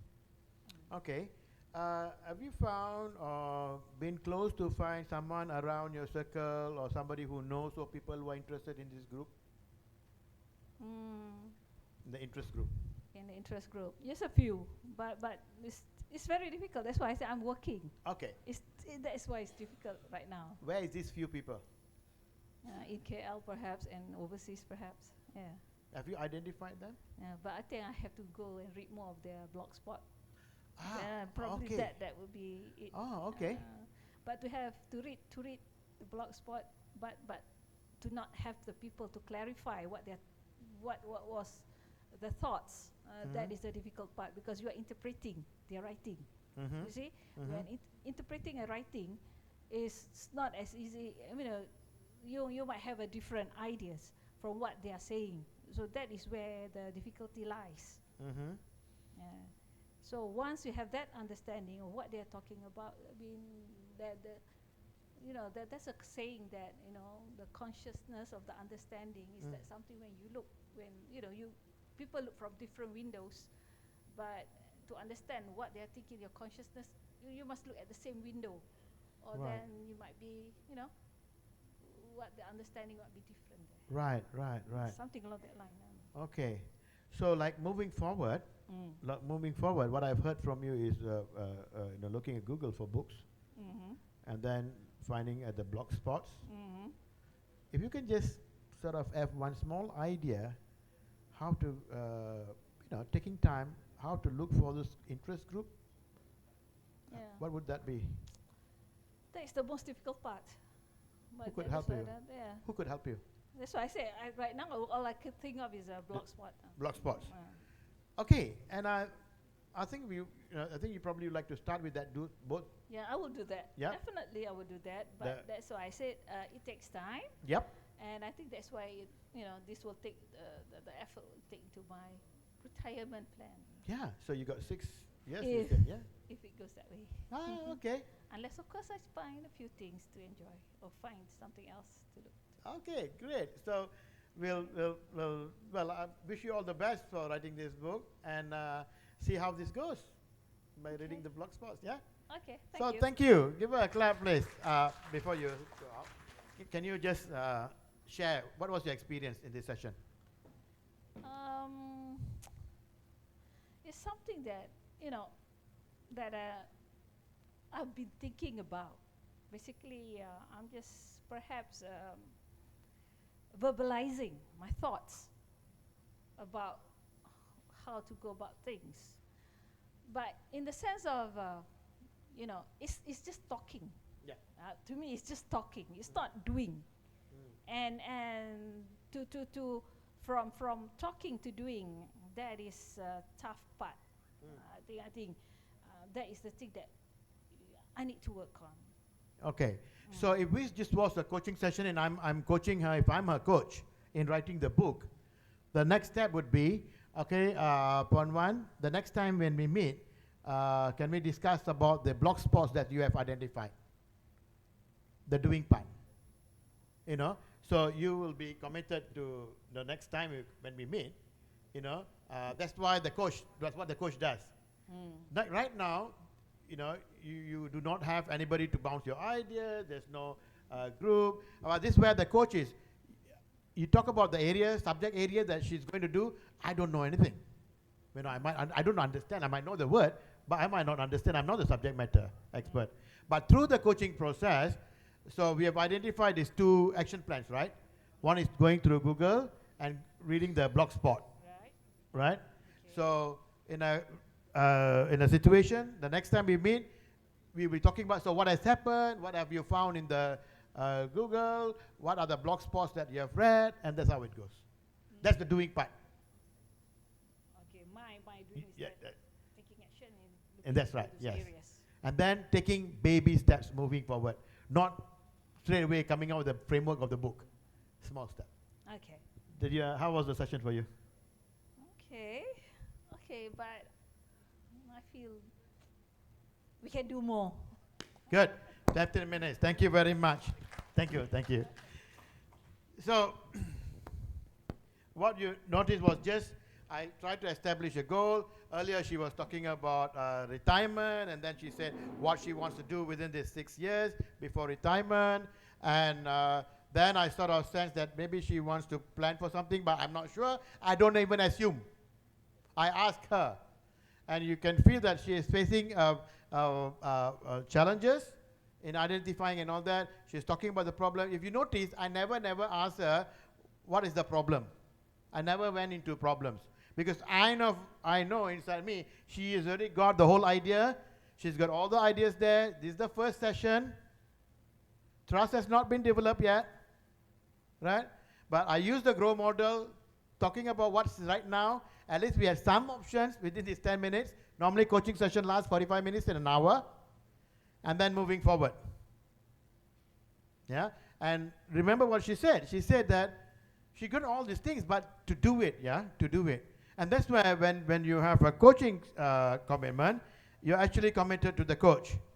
Not responsible for the coach, but at least you know that the next time in 2 weeks' time or 1 month's time when we meet, she would have done something about the blog spot because she knows that we'll be having a conversation about that. And this is what the coaching process is. In a normal scenario, every coaching session will last for 6 sessions. Normally it's a block of 6 sessions. And sometimes if she got all her answers within 3 sessions, then the coaching session stops. Mentoring, no. The difference between mentoring and coaching, mentoring is long term. Okay? So just to demonstrate that, and I would like to end with another short video on coaching, how it works, and I'll run through with you the video. And then we can have time for questioning. It's another short video.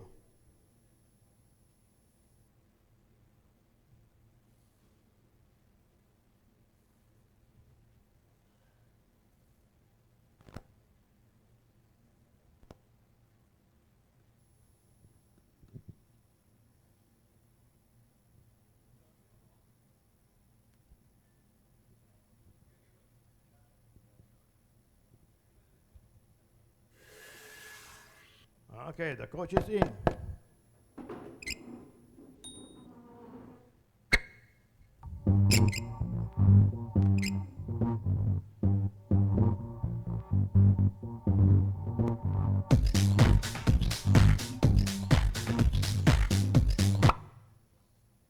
That's the coachee.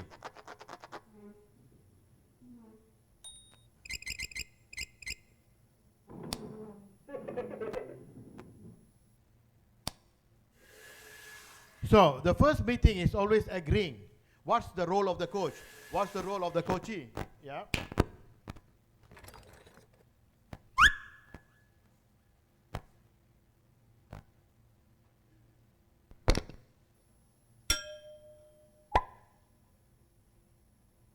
So here the coachee wants to be the best self.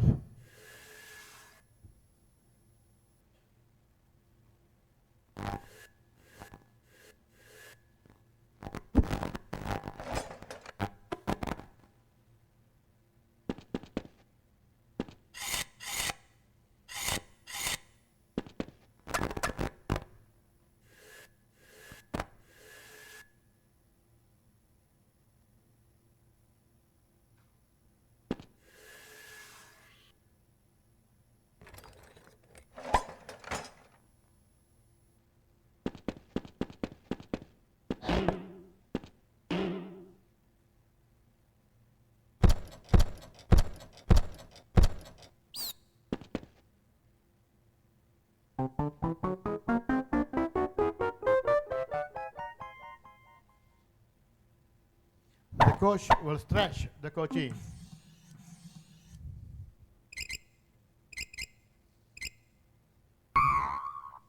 That's validating the coachee. And watch this carefully.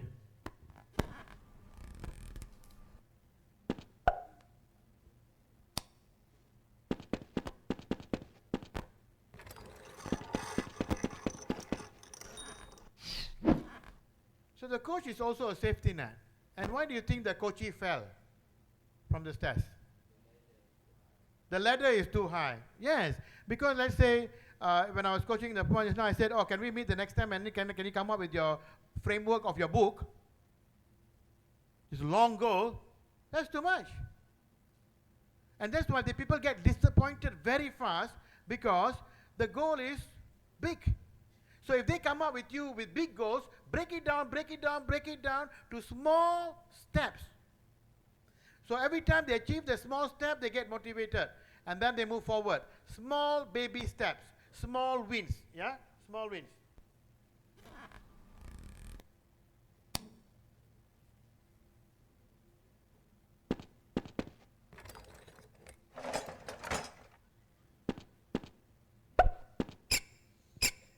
Small achievable goals, step by step.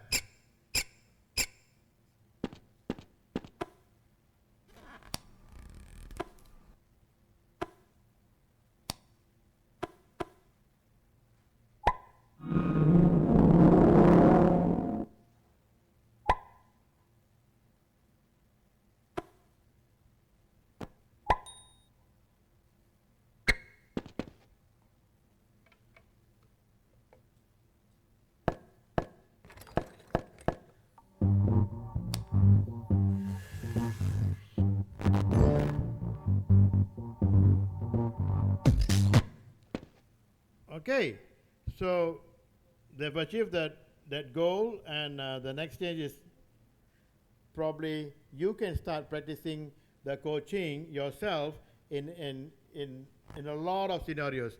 It can be formal, it could be just individual coaching, yeah? So what I would like to offer now is time a little bit for questioning, if you have any questions. If you have any questions I would like to answer. I just want to summarize this. Coaching is moving forward. Coaching is not counseling. Coaching is not mentoring. Great mentors have got coaching skills. Yeah, coaching is not about advising. Coaching is not by telling people what to do. And advisable, recommended to be solution focused. Any questions, please? Anybody wants to ask any questions, want to clarify? This one IAB is establishing now. They have got about 20, yes ma'am.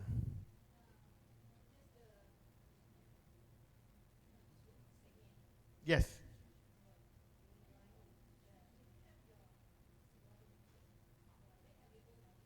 Mm-hmm.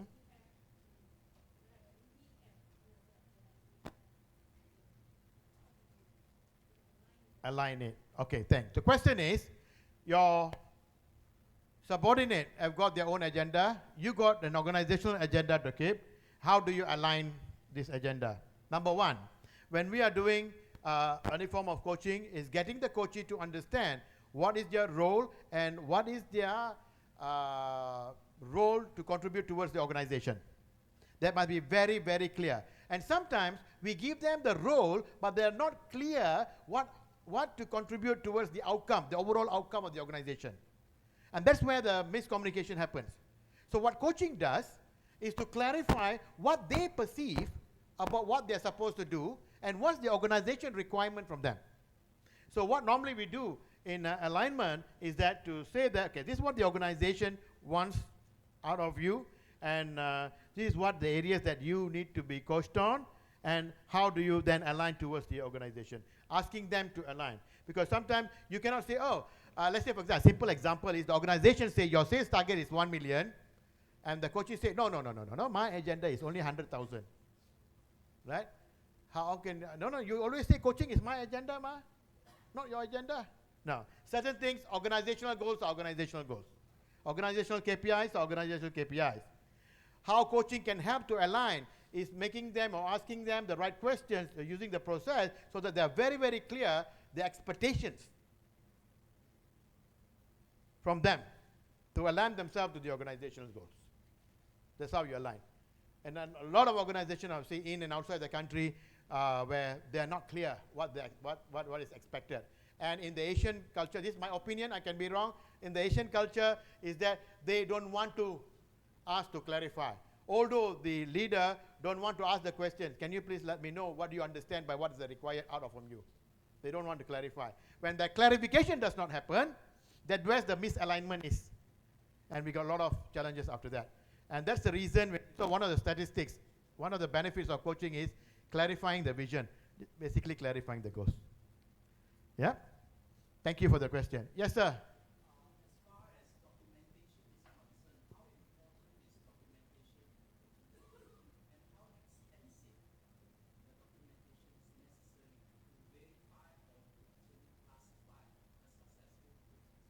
Thank you, sir. In a learning program, we introduce forms for the coach to reflect. We call it for reflective purposes, and for coachee to reflect. In a real situation in organization, depending totally on what the organization wants out of the coaching intervention, is to, if they want to measure the outcome of coaching, then they can design templates to find out what are the successes that the coachee has achieved. A coach does not need to have any, for me, does not have to write anything, don't have to have any kind of documentation. The reason is, the minute the coach starts writing, when they're coaching, right? When they're writing, it will appear as though the coach is judging the coachee. It will appear that the coachee will have mistrust because they will say, you're documenting all this, where are you bringing this to show? Trust will disappear. So what we are beginning to do is that the coach keeps all the record, the coach writes what they need to do, the only thing the coachee needs to do all the writing, the coachee needs to keep the progress, the coachee needs to keep track of what they are doing and moving forward. The coach just goes and administers the process. The coach does not have to keep any record.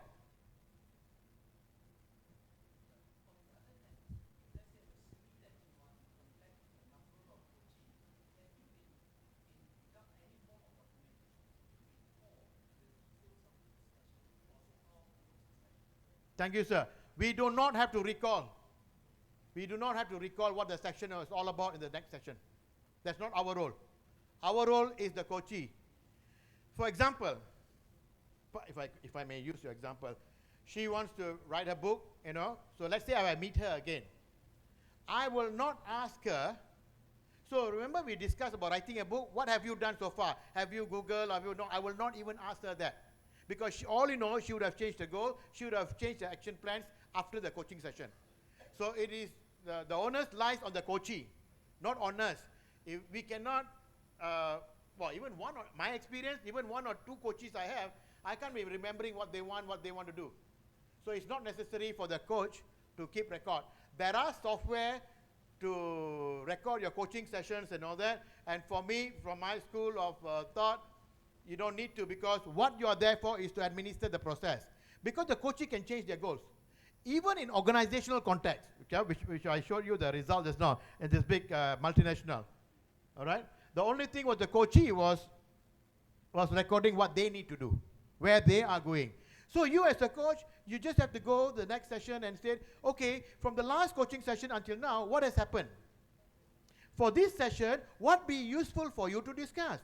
You'll be surprised, they totally don't want to do what they discussed with you in the first session. Let's say even in organizational context, there are 5 things they need to do. I think one is probably to improve their supervisory skill. Second is to improve their presentation skill, for example. But the first session, they discussed about improving supervisory skill. And they did some action plan, they told you they want to do certain things. But the second session, they will say, I think, coach, actually I want to discuss about how to have work-life balance. They completely don't want to talk about all that. Oh, we cannot say, oh, this is the organization, you know, we need to talk about organizational goals. But remember, whatever, like work-life balance, we also link to the organizational goal, because it's all about prioritizing what they need to do with their work and life. So a coach do not have to keep any records. Thank you for the question. The other thing is that, especially if you have records on, because the coaching conversation is very, very confidential. Even if you store it in an electronic way, if it gets leaked, the trust is gone, you can forget about the coaching initiative. And that's why we advise our coaches, the certified coaches of IAB, even if you write down to help you with the process, at the end of the day, You can tell them, do you want to have the paper that I wrote? So what I do also, and some of them have done it, or if the coaches say, no, no one, I will tear the paper which I wrote during the conversation, tear the paper in front of them to show that I'm not bringing back anything, because it's highly confidential. Give you another example. The CEO is from Singapore. It's a Singapore organization. He got 2 top leaders here in Malaysia. I was coaching them. We had a triad aligning what the boss wants out of the coachee and what the coachee needs to do. And after that, he asked me, Shan, do you send me a report after every 3 months or what on the coaching session? I said no. So what do you mean? We are paying you. How come I don't get any report, ma? I said, no, you won't get, because it's highly confidential. I cannot be discussing what I had with my coachee. What you can only see is their progress. That's for you to find out. So what do I get from you? I can tell you that we have contracted for 12 sessions, 6 sessions each. I can tell you how many sessions is over, how many more sessions, and if it finish, you will receive my invoice. That's it. Sometimes I invoice them before, prepaid, before the coaching sessions. This all related to confidentiality. Yes, sir.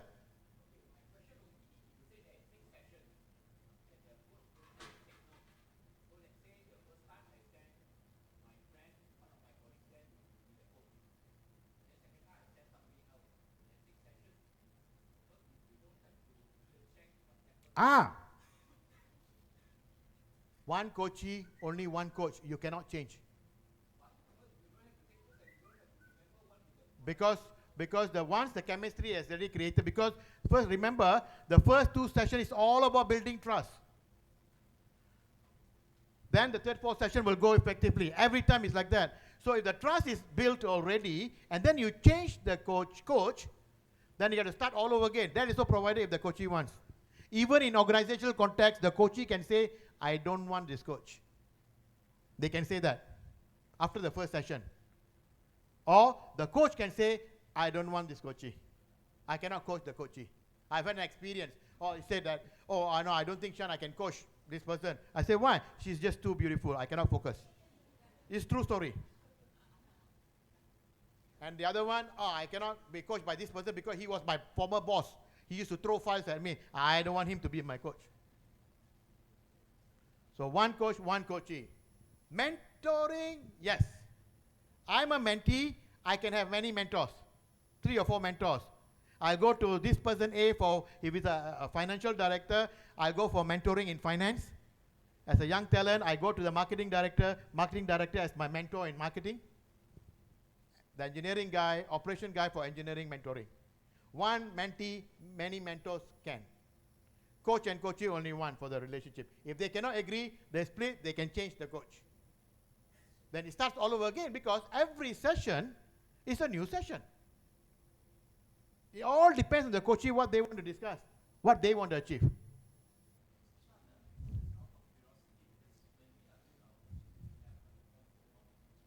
Yep.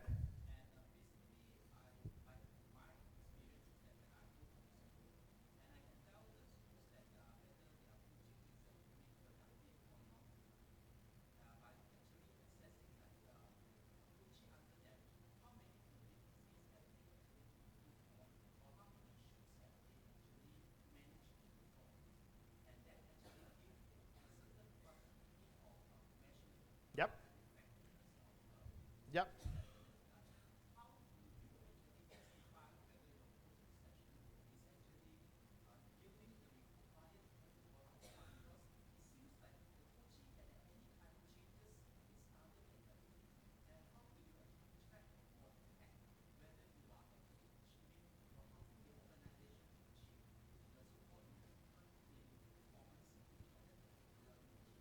Thank you. Very valid question. And as I said, in organizational context, the specific intention of the coaching session, or when we want to create a coaching program for specific purposes, we have got the templates for the coaches. All right? These are the areas that they need to focus on. Let's say 4 areas, 5 areas they need to focus on. So we just focus on that 5 areas. When I say changing of targets, when there's no stipulated areas of improvement, it's not specific, the goals are not specific and all that, then they get to change. But in this case, let's say if there are 5 areas they want to focus on, they need to focus on in their KPIs or whatever, Then in the session, the coachee decides which of the KPIs they want to focus first. And then they might come back and say, I think this one I'm okay, I want to go for second. Now, how do we monitor? The templates, where they are right now, if we have designed something pre and post, right? In pre, these are the things that's happening. This is the gap. We identify the gap. And then we put in a post-program initiative. After the coaching program, compared to what has done, just like pre and post test lah. So we ask the coachee again, all these coachee records, where are they now and where they are gone to? So in organization, like some of the statistics I've got, is by giving out that templates. Very, very important. What he said, very, very important. If we can measure the impact of coaching, then I would call it's the most successful coaching session. Not free for everything in organizational context. Thank you, sir, for bringing that up. Any other question?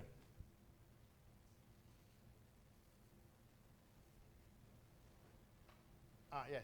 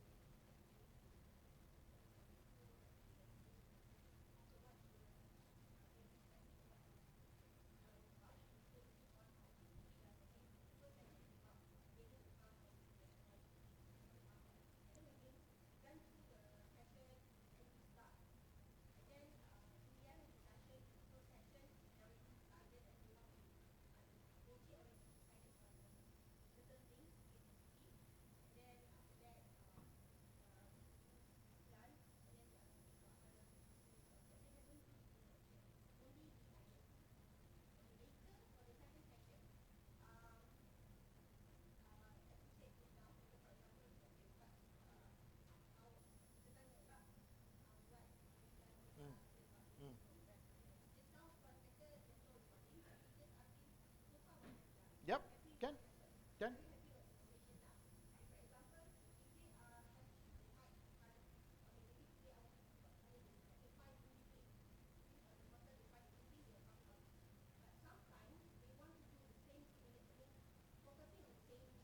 Yep. Yep. Yep.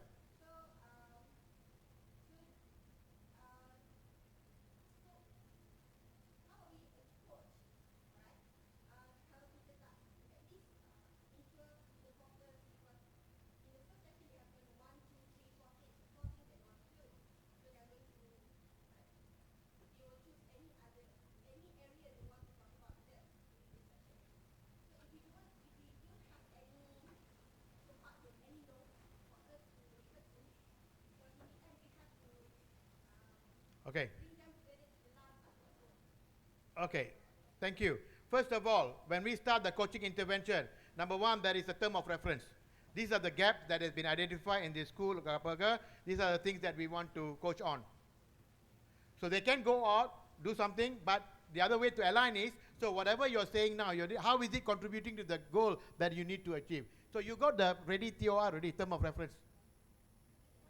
Yeah, that's the one that you align them back to lah.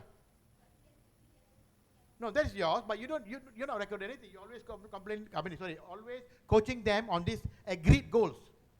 All the goals in the front, dalam organizational context, they're ready. These are the gaps you need to fill. You need to close up the gap. So you coach them on this. They can talk about something else, fine. Bring them back, align back, okay, how is this going to help you achieve these goals already decided by the organization to close the gap? Because you are the one who responded, right? So aligning them back again and again to the goal.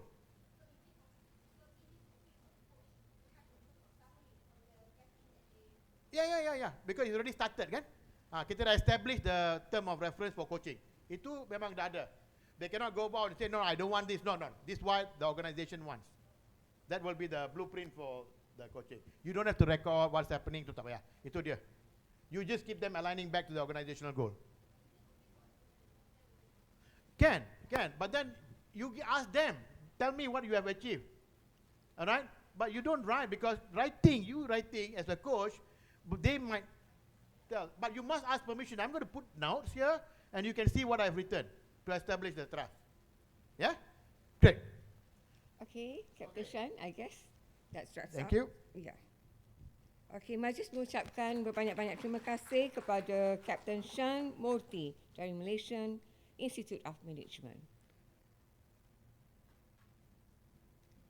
Tuan-tuan dan puan-puan,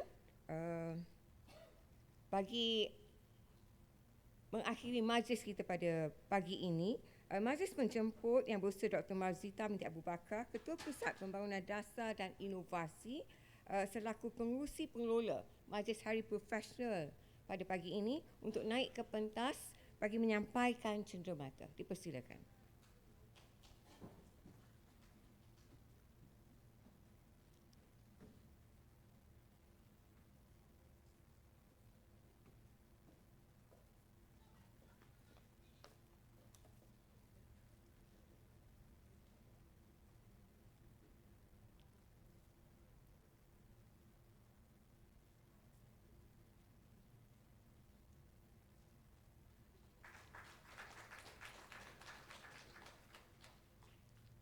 Terima kasih, Captain Shan.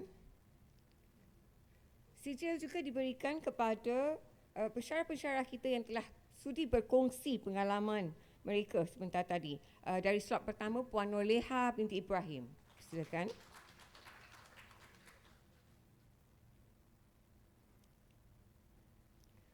Tuan Haji Faridun Haji Sahid.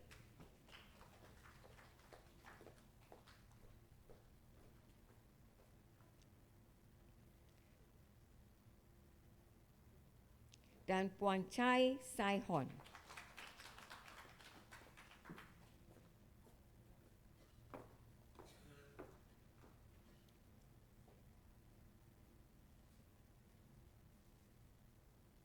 Terima kasih Dr. Mazita. Tuan-tuan dan puan-puan sekalian, terima kasih kerana menghadiri Hari Profesional bilangan 6 2017 dan insya-Allah kita akan bertemu lagi pada tahun hadapan. Tuan-tuan dan puan-puan, sebelum kita beredar meninggalkan majlis, mohon tuan-tuan dan puan-puan sudilah menerima pack lunch kat luar ya, dan kepada tetamu kita, tetamu kehormat, ketua-ketua pusat dan pembentang tadi, sila berada di meja jamuan yang kita sediakan. Terima kasih.